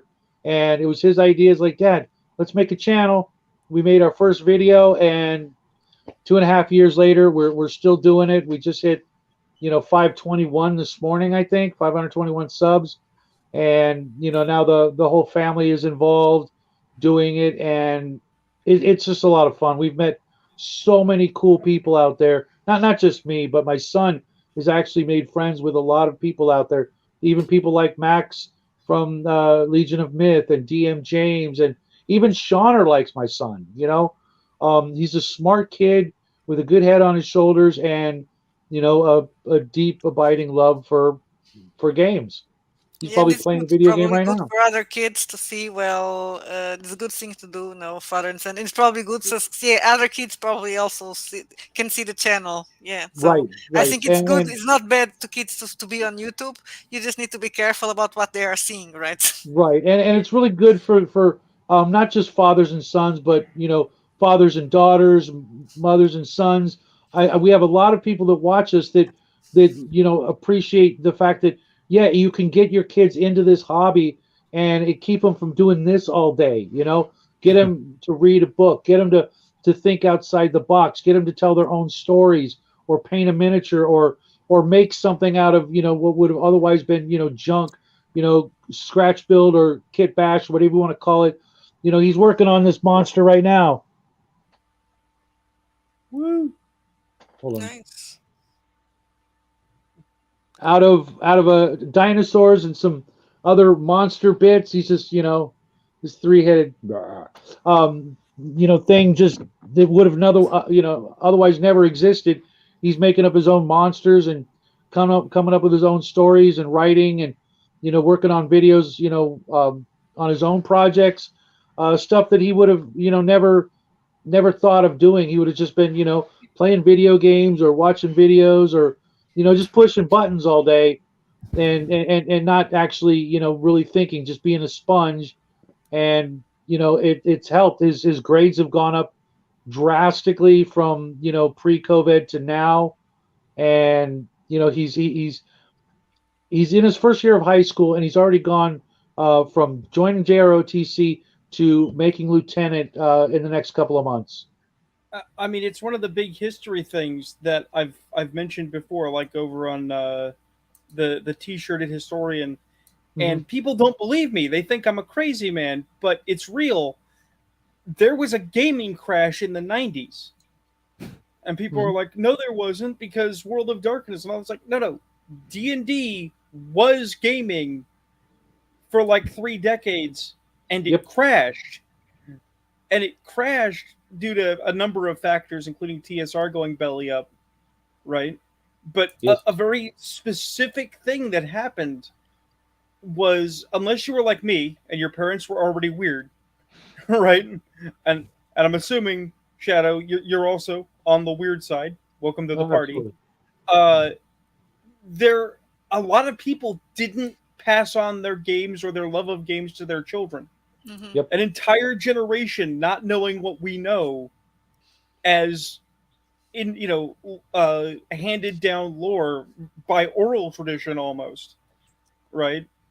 So then those are the children who found D&D 3, right? Who are now adults in the dealing with the YouTube generation, and there's a lot of confusion because when we talk about the kinds of people playing D&D 5 who are promulgating some weird belief systems and this divide between pro corporate and anti corporate gaming and all these sorts of things, it's literally because you have people who don't understand the philosophies of the thing that they're doing and think that they're creating them whole cloth. You know, gaming has always been a family first activity that you give to your children. It allows you to connect with your kids. It's such a powerful tool. And as you were saying, it does. It makes better human beings as well. Because Yeah, it's an let's environment where they My can go down niece set. is the on let's it. not go down the J. Scott Garrity route, but you are absolutely correct. Had it not been for games, when I was a youngster, my grades were C's and D's, and the year afterwards that I discovered girls and Dungeons and Dragons, I went just straight A's. You know, I was Well, working in a game store at the same age as my son. I was 14 years old, working as a paid dungeon master at the Unicorn's Lair in Orange County, and I went from C's and D's to A's plus because I suddenly got it. I understood. Hey, I need to read and learn, and you know, to be a dungeon master, I need to have all these skills. And guess what? I'm at school learning all these skills. Now I need to actually pay attention and care. And you know, so many great things came from this. I learned And English. and that whole that helps. generation that missed it because not just because of that, but I think there were a couple other smaller factors, internet gaming and the internet and things like that you know helped you know a generation just you know pass by the whole hobby. But you know we're not alone. There's a lot of people out there teaching their kids, you know, oh yeah, I used to play that. Oh, you want to play fifth edition? Well, no. Why? I've got all my old books in this box. Let's break these out. You know, let's play some D&D or some Traveler. Or hey, I got villains and vigilantes. You wanna you know make up a superhero character or whatever. There's so many people out there. We just don't hear from them because they're not on YouTube. Well, you just mentioned something, so let me ask you. When you say that you were getting paid to DM, was it just like an informal agreement, or were you quote a professional DM? I was a professional DM. I Okay, got I paid got. by the hour, and the more people Well, I had at my table, the more money I made. And believe it or not, at the age of 15 or 16, I was having 20 people at my table, and the other dungeon masters were sitting at their empty tables, just glowering at me, wondering what the hell. And it was pretty well, simple. I was young, and the other DMs were smelly hippies. I mean that doesn't help. But here's the thing though. How did you attain that? Because now, if you haven't noticed, but I'm sure you have, you got lots of people going, well, I'm a professional DM. I'm an official DM. It's like I've never heard of a DM school, like a clown college. I have never heard of any kind of formal structure for how you get this. And I've been playing games in some fashion since I was 7 years old. I've been at this 31 years, right? Unless someone else is a fellow grog, nobody is a more professional DM than me, and I resent the heck out of fresh faced young people like Matt Mercer going, well, Well, I know how this is done. It's like I the way it was done for this particular shop, they had two stores. One was a comic book store. The other was an empty room with ping pong tables with uh, dry erase boards, you know, glued to them. And right. the shop would sell tickets. Each ticket is for an hour, Okay. and whoever you know whoever they gave the tickets to, whichever dungeon master would then turn them in at the end of the night, and I would collect one per hour for each and Right. every player. And Okay. Yeah. it went on Yeah. for 2 years That makes before sense. the company This, went out of business. Other people usually just get paid for the table or you know different things, but you know it was 1980, 81, 82, and you know I was handing in you know 50, 60 tickets a night. yes, Um, that's a real job. That's a thing I can believe in as a job. I just get crotchety. I get super grog. When they're the about kids, yeah, me too. The kids that no, go, well, oh, I'm a not the kids, but yeah, I well, never played this game on my life, but I want to be a professional game well, master. not just when it's the kids, although the kids are really annoying, but just like with say paganism or New Age religion, we do have this propensity to have basically hucksters come in who look the part. You know, they're older people, they've got books, they say things that sound reasonable. And so the cults are personality form where it's like, I am a professional DM. I shall lead you, young one, in the secrets of our order, but you have to do everything I say. And it's like, Hi, Cal. no. I What's up, Cal? can't. Yeah, I think the Um, newer folks that are like claiming that, because I don't even do that. I was. I'm yeah, not now. I'm a, right, Yeah, I'm a dad first and foremost. right, but right. when you But did it, you were a kid, but there were people who wanted to play at your tables because that's the difference. If they come right, in and Right. keep coming and back, it's because they like the game. They like what you're right, doing. and now it's it's like the only game in town for players. They could pay someone else to be the DM, and then the DM runs a module or a homebrew or something like that. But I have yet to meet any of these people that could DM their way out of a wet paper bag. To be honest, they're they're trying, and that's why I give them leeway, because without people at least trying, we won't have any successes. And hopefully, they will get better, and they'll learn from fellows like us on YouTube or wherever. But to be honest, you really have to put in the hours. They say it takes 10,000 hours to be an expert at any one thing. Well, put in your 10,000 hours, and we'll see what happens. We had a guest who was a professional game master, but that was a different thing because he is really a professional game I'm master. just doing. Talking He about works, Ulrich or yeah, but Ulrich. he lives in Israel, I'm so just it's doing It, some. it does it at school, so they yeah, have role I playing was. classes. not really classes, but it's Yeah, something extra like after yeah, school. yeah. Right, right. It's And it's I, an even the high interesting thing. schools around here are doing that too. Great. It's sad that they're picking the particular game that they're picking that's going to, fall to the wayside of I, the edition wars in a matter of, you know, uh 12 months to a year and a half or whatever. But eventually they'll be in the same boat a lot of us grognards are in. It's like, well, I used to play this edition, and it's the edition I want to play, and now everybody's going to the new edition. Wow. Well, make actual friends out of your players and keep the game alive that you well, want to play.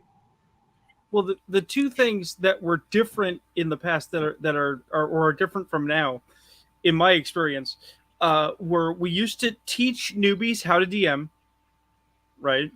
Because the Yep. aspiration was a player would join, a player would play for a while, and then the player would be like, "I really wish I could DM," and you'd be like, "Well, sure, let's make that happen. How can I help you?" Yep. Right? But Yep. the other thing is, and I think this is where the real quote unquote professional DMing comes from versus whatever they think professional DMing is now. Before my mother passed, I was running a World of Darkness game online, right? Uh, and I had quit the orgs, which said that we can't run more than one game a month for 4 hours a year, right? So basically, 52 4-hour long games, right? And only one per venue, because if we do more than that, we just don't have the staff, and people will get burned out, and everything will explode. I ran this thing for 6 months daily, okay, for 41 people who literally showed up either because I said, "Hey, come play with me," right? Or my friend said, "Come play with this guy. He's a good DM." Everybody wanted to play with me, right? And this is not a one-time thing. I have that forever DM problem where if I look at everybody and say, "Is somebody going to run a game?" There, a lot of people will go, "Well, I don't know. I don't really know if I have time or anything." But if I say, "Hey guys, I'm thinking about running a game," a dozen people will fall out of the woodwork to climb into my lap and say, "Santa, can I have game this year?" I had the same problem until this last year. I was a forever DM for 40 plus years. Right. I hadn't played an actual game in over 25 years as a player. Oh no, But play, poor I man. know. But playing online this last 8 month period, I've been in almost a dozen different games with about 8 different dungeon masters, including Matt Kraft, DM Bloodworth, Rick from 28mm, Bruce Lombardo from Bruce's channel. I'm forgetting some other people, and you got to do it, man. You got to find a way to play, even if it's online. Play with some of these people that are online gamers, because one, they're like yourself. They're old school, have been playing for decades as DMs, and they don't mind playing online, and you'll get such a brand new, fresh perspective on what it's like to be on the other side of the DM screen. We get so comfortable being dungeon masters, and everything is going to be, a certain way. You sit on the other side of the screen, and you learn things that you didn't know you didn't know. You get such insight from doing it. I've had such a blast playing that I almost don't even want to go back to dungeon mastering, if you know what I mean. It's like, no way, man. I did it for 40 years. It's time to just kick back and be a player, stir the pot and, cause some trouble for a DM every once in a while and, get my character into shenanigans. But it's hard to give up that steering wheel. So I'm probably going to come back this year, dungeon mastering a couple of games. But every chance I get to be in a new game, I'm going to do it, because it's been such a weight off my shoulders, and such a blast getting to play with these, I hate to say it, but high quality players and DMs compared to, my lifelong friends that I've known since high school and college, that I put up with their BS and their, I forgot my books, I forgot my character, where did we leave off? No, these are great people, great players that are there to game with their A game, not just, I didn't bring any snacks, can I get a soda? Stuff like that. Those kind of friends, that can take advantage of you online. You're like, you want to take a smoke break? Go ahead. You're not stinking up my house. You want to, take a break? You got to use the restroom or whatever. We're all here to game. Maybe we're only going to game for 2 to 4 hours, but it's better quality games than I used to get to play back in the day. Well, maybe not Miguel and maybe not Sylvia, even though I know they're there. I've seen their names. But they're working for a living when we're goofing around being children, because they're actually making it. But I know that Cal has probably observed this. Hi, Cal. I hang out with the OSR crowd over in their little secretive OSR table in the lunchroom. And it's relatively rough right now, especially with the WotC thing. Because here I am, I'm sort of center left. I don't like what the extremist elements of the left want to do to my gaming environment, right? But I'm also not a righty. That doesn't matter. Right? That doesn't matter. It shouldn't. But there are people with opinions I don't agree with that really insist on them, and it makes me uncomfortable. Well, I don't know who specifically you might be talking about. I can guess, but I guarantee at my table and a few other people's tables, like Bloodworth and the reason I mention is because in my belief, if we ever actually just sat down and gamed, get the same people. I don't care, any of them. We just sit down. We're gonna play a game. We don't care what it is. We got a DM. We got a system. Go. I'm sure we would all get along just fine. I'm 100% certain that all of our real life differences of opinion would melt away, because that's what the games are for, is bringing together people you don't like. I have believe it or not, most of the real old schoolers don't care. They just want a game. And when you're gaming online, you can always just click that button and leave or mute. If somebody starts, rattling some stuff off that has nothing to do with the game, usually the game master is going to say, hey, save it for after the game, like we were talking about at the beginning. Save that stuff for after the game, because you don't want to talk about it before the game, because then you're going to maybe stir up some animosities that weren't there beforehand. But after the game, you can just say, good game, I've got to go. Thank you for having me here. And, usually the after parties, people will talk their politics or what's going on with, my job or that kind of thing. But you can always just excuse yourself and know that most of the old schoolers don't care about anything but the game and what's happening at the gaming table. I Because know, I I, felt the same way when I started doing this, and I'm like, yeah, but I'm a certain way. You guys are, you're not going to want me to show up, and that's a bunch of crap. If you're a good gamer, you're a good role player, and you're a good team player, come to my table anytime, man. well, that's the thing is that I have been in the situations that the extremists claim exist that make the gaming environment awful, right? And Hmm. it never bothered me because I didn't care what their extracurricular activities were. Yeah, one of them was a drug dealer, and I'm pretty sure he was a thief, but he wasn't stealing from me, and I Yeah. wasn't buying his drugs. The only problem I had an issue with the neo-Nazi was because sometimes he would get drunk and he would send me links to websites for his preferred literature that I didn't want I because have never heard of that was anything his. like that in any of the people I hang out with. I live in Washington State. Washington State is a whole. Oh, okay, Yeah. But I'm Full of talking about thieves. playing online.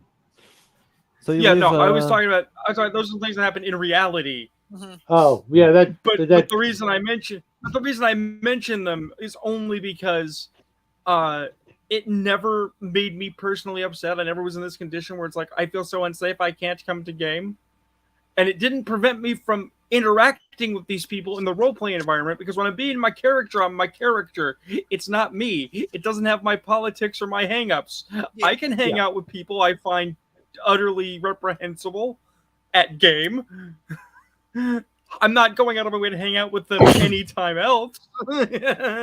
We have a rule. Well, we have a small group, but one of our players is very woke. The rest of us, okay, so to say, we are not right wingers or He's exactly, professional woke. but he's a professional woke. So he went to the academic. He Oh took. no. So we became. So he's really into all that. So we have a rule: no talks about politics before. We always have some chit chat before the game session, but we need to be careful because if not, especially if I'm going to be the game master, if he starts saying annoying things, I get in a bad mood. It's like now I can't. I can't run a session anymore. You just, I'm just annoyed at you. So there's a rule, and there was one Yeah. session that our other player that wasn't aware of how woke he was at the beginning. We didn't warn him. He Yeah. brought a subject that he shouldn't, so we ended up having like a 1 hour discussion. And that Yeah. I think we played at the end. I wasn't the one running the session, or we wouldn't. But now we all know. But we are still okay. I We just know we cannot mention those things before the session. We can talk about it after, but not before the my session. my general guideline is I have one rule at my table. It's only one. I know there are people that seem to think that that's not enough. That you need to gatekeep more stringently. But that rule is don't be a dick, and that covers everything. Because if your behavior is preventing them from being game, you're being a jerk. If your behavior is making someone else uncomfortable so they can't play, you're being a jerk. If you're being so hypersensitive that you're preventing other people from playing because you can't play if the environment is not conducive to your play, you're being a jerk. And if I'm being the DM and I'm out to get you because I've decided today people die and it's not fair, I'm being a jerk. No one should be a jerk. So I have that one rule: don't be a jerk. Easy. Simplest thing ever. Everything else is sophistry. Because if anyone ever did anything that was actually dangerous or concerning, it's like at that point we call the cops. That's not even a please don't come to my table. That's a why did you take out your cocaine at the table, please? We have a question one- here. Keyword. This problem. How do we manage to working on books together? Well, let's answer this. How do we Don't you want manage? to first? What's your favorite thing about Wretched Darkness? Yeah, the fact that it's horror and not dark fantasy. I think Yeah, okay. I was able to work in it. Well, I had an excuse to develop the Apostles of Pain and the Beyond and Insanity as a rule for the game. we do have such pleasures to show you. Yeah, I like all sanity that. rules, especially like sanity. Sanity rules are very important, especially in horror. That's working together. I think it's talking at dinner time probably.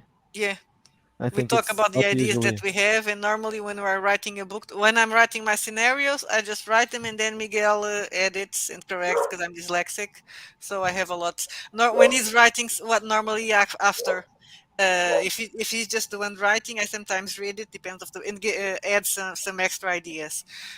On this case, when we're really working on the book together, what we did was I'm going to write this part, and I just picked the parts that I wanted to write, and he picked the parts that he wanted to write, and then we just we read each other parts and edited things, so it's pretty easy.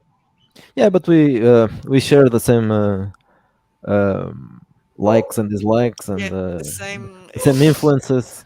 We watch the same movies. We read the Yeah, same so we kind of books and knew all what that. we wanted to do. Yeah, We wanted that. I think actually I convinced Miguel to do this with me because I convinced him that the what I was calling urban fantasy was actually an horror game, so that he yeah. also wanted to do.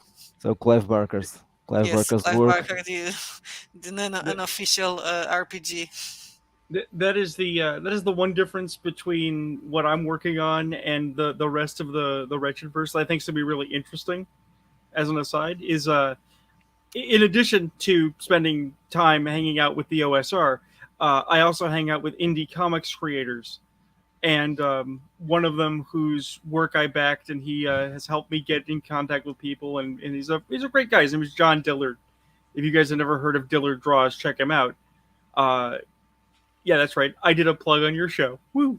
Um, but I went to him. I said, "Hey, John, how much would you charge for work?" And we had a bit of a talk about it because I was just thinking he'd do a cover, right?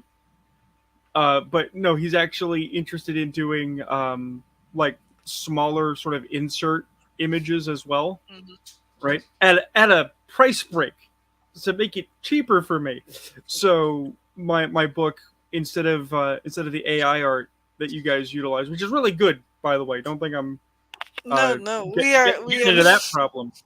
I I'm going to have the addition of uh, traditional hand drawn, digitally inked comic art That is really with cool. And horror the thing that we inspirations. have is we don't Oh have. And yeah, I liked when you talked about those sleazy or those horror comics from was it from the 90s or the 80s? I don't remember. That sounded really interesting to yeah, me. I don't yeah. know if any of them are available in Oh, PDF. But what I was going to say, regarding AI oh. art, and I we've mean, they told are. it. But let me the image real quick. Yeah. No, but just be interesting to to check to see that probably I like bad Well, stuff. it's Uh, First of all, is like we can't have not only we can afford for all the books that we are doing, and Miguel likes to do a lot of art, and most of our Yeah. books are the scenarios are they are cheap, right? And at the same time, we wouldn't have an artist that could keep up with Miguel. No, it's impossible. We used and we still have mm, some stock art here, but it's difficult. Sometimes, well, it's stock art, so it's not actually done for us. So it's you have to choose well, it, and But we're gonna well, continue using art whenever we can. yeah. Yeah. Well, I talked to oh, John absolutely. to make the cover of the next book. Welcome to St. Cloud. But It will be by the basic expert. well, s- since we're talking about it, I just sent you guys a link in the private chat. This is a cover of a Yeah. collection of a series of comics I have.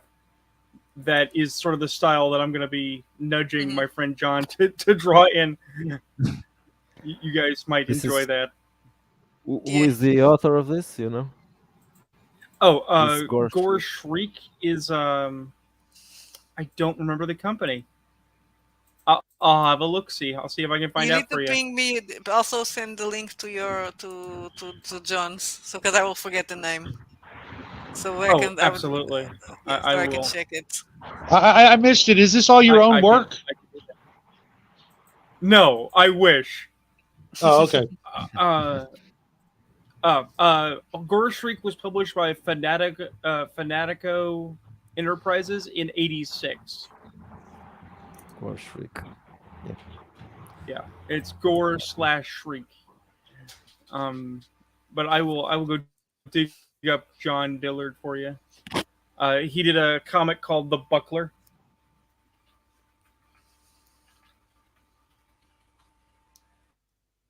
Yeah, AI art, it's I good don't for know if he horror has any because it plans to do shows a the podcast. surreal part. Correct.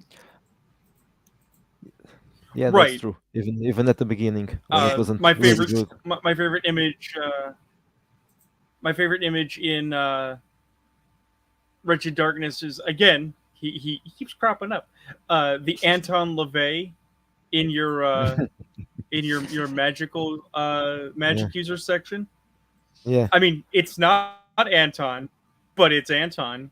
I can. yeah. It looks like him, but it's not. It's not really. Yeah, it's someone inspired by. It could be Venture it as is well. it is copyright different. Yeah, could be Venger. Venger would totally would enjoy being in the Wretched verse. Well, I think he will be in the Wretched verse, isn't he? There we go. Uh, In your next book. Not the Avenger, no. Well, The Alpha Blue is. Are you talking about to me or No, to I thought Joe? you. No, to you. I thought you Uh, were going to add a character inspired by Venture. yes, that's good. We talked about that and I forgot it. You see, that's why I need to take notes. So yeah, I need to add a character. Let me take a note. I need to add a character based on Avenger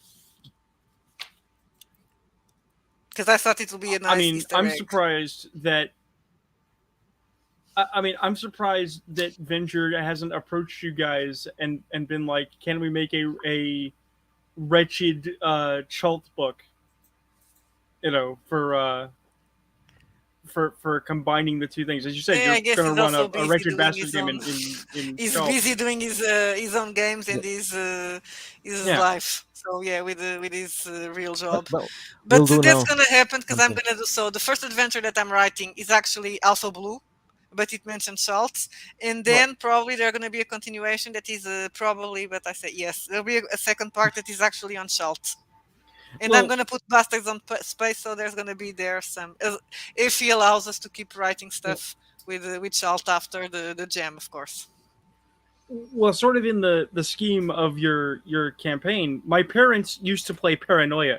If you guys have ever played that, the Steve Jackson comedy We game. Never actually played it, but we I have Sounds bought like it. cool parents. a recent Sounds like you had version some of it. cool parents, Um, man. oh yeah. Yeah, The thing is that because they were fans of being ridiculous, uh, they in one campaign they escaped Alpha Complex. And so what my mom did rather than change the characters and start a new game was she just reached over to the side and she picked up her copy of Gamma World and ran Gamma World with Paranoia characters because it's like you That's escaped Alpha epic, dude. Complex. That is Good incredibly character. epic. I'll have to try game mastering Paranoia one of these days. Oh, Paranoia is great. You'd love it. Gamma World's I mean, pretty fun too. oh yeah, Gamma World is also great. Which would make a good framework for a Wretched Apocalypse game.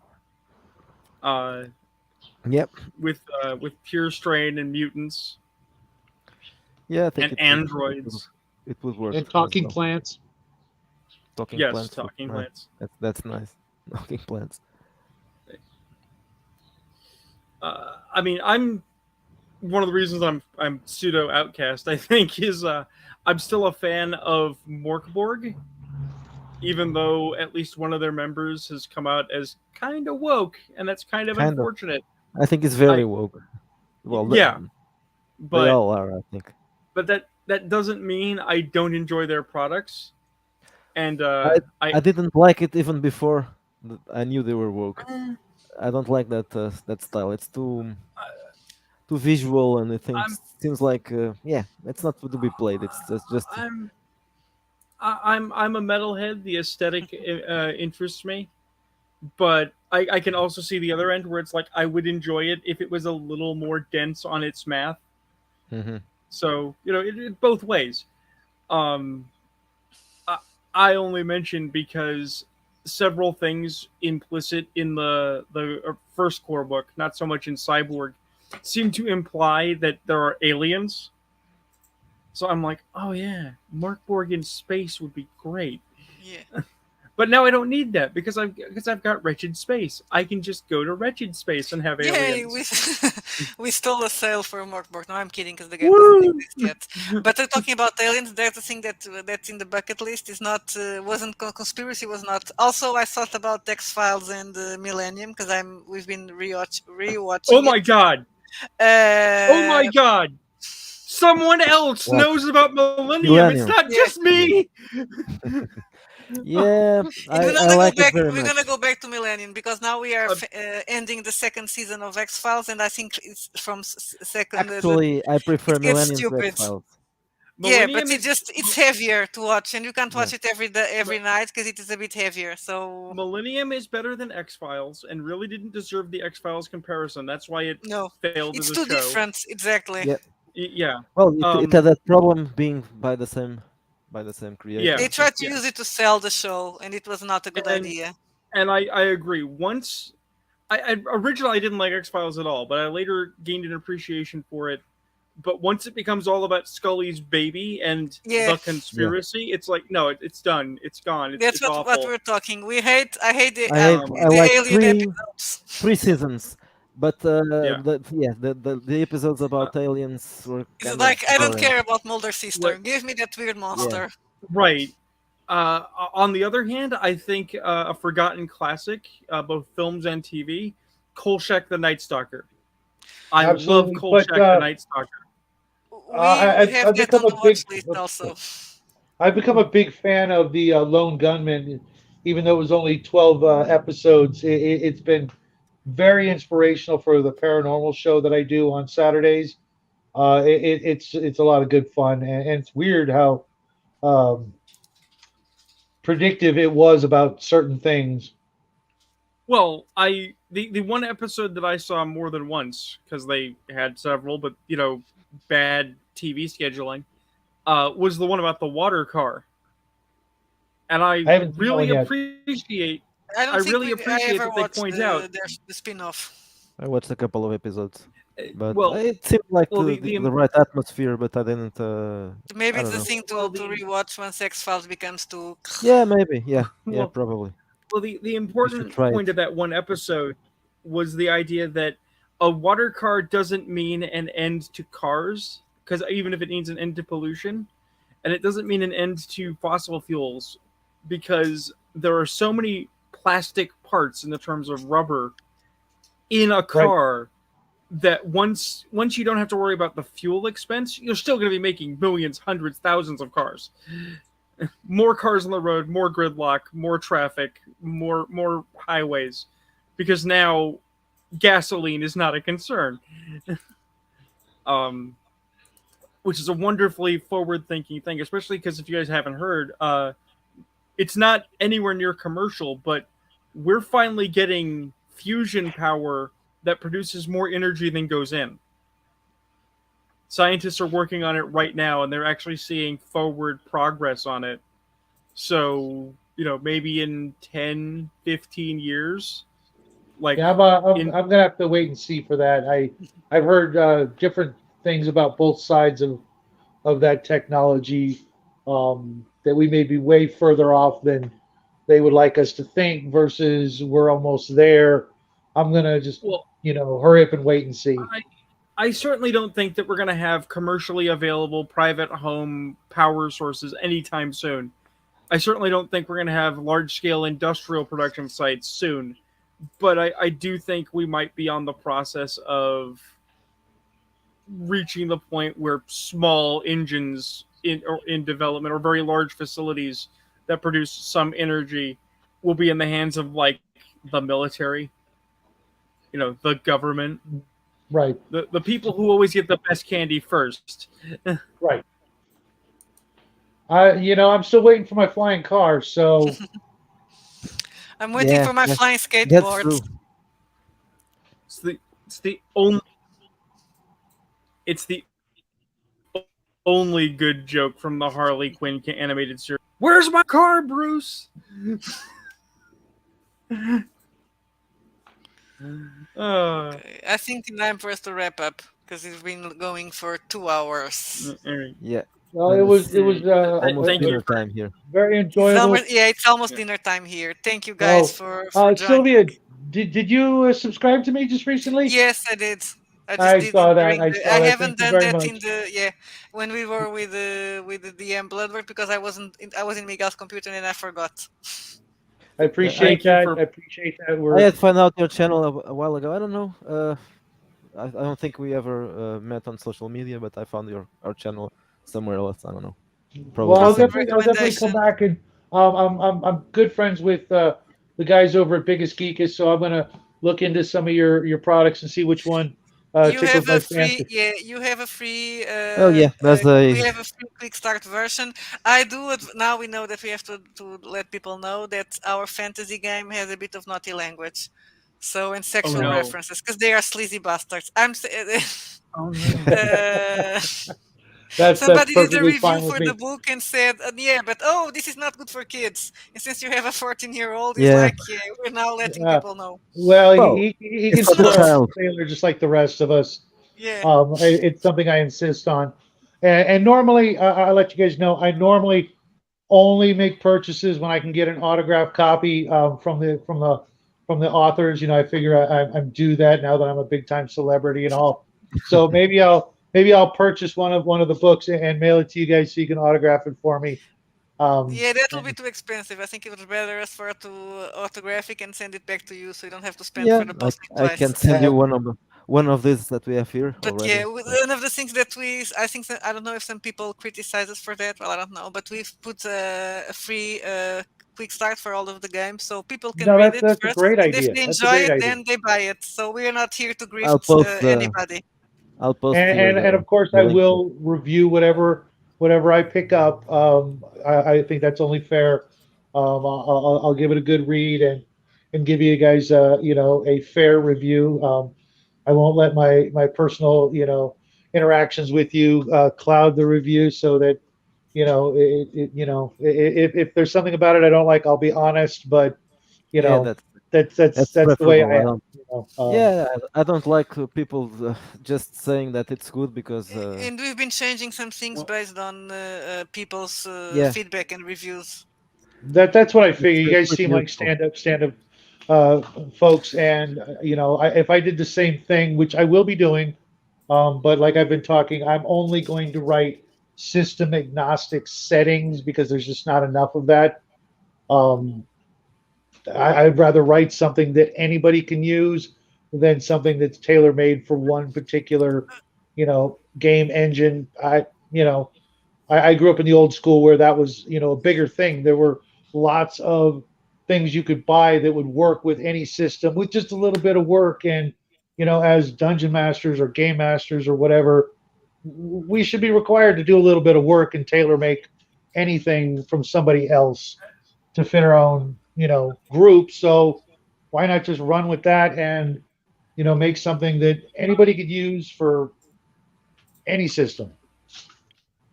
I mean, I think that trend fell to the wind because GURPS casts a very long shadow. But no, you are correct. We need more setting agnostic stuff. I just want to thank you guys for putting up with me while I, fanboyed at you for an hour and a half. Uh, No, thank you Goof. for coming, and Um, And and let me for just I say to go. Sorry, continue, Joe. Sorry, I was yeah. talking over you. No, it's fine. I just wanted to say I do have plans. I've had a plan for a long time to get a podcast rolling, and when I've got something for Wretched more complete, I'm basically gonna grab my friends and be like, "Hi guys, we're gonna play test it. We're gonna show people us play test it." And I'll let you guys know when that happens. oh yeah, We'll look forward to it. Otherwise, I would like to if you play it. need me, you know how to get a hold of me. And If it's online, of I course. mean, That's Yeah, of course. sure. That I mean, no, I mean it would have to be, but that's an even yeah. bigger induce for me to get off of my dead posterior and make something happen. Do you 2023 want is the year. necrosis, Miguel? Do you want to play a game where you're going to be eating dead people? That sounds good. It's not gonna. You're not gonna eat. It's not reality, Because so that's Yeah, okay. Oh, Yeah, yeah. Yeah, exactly. In real life, I would say no, but Yeah. yeah.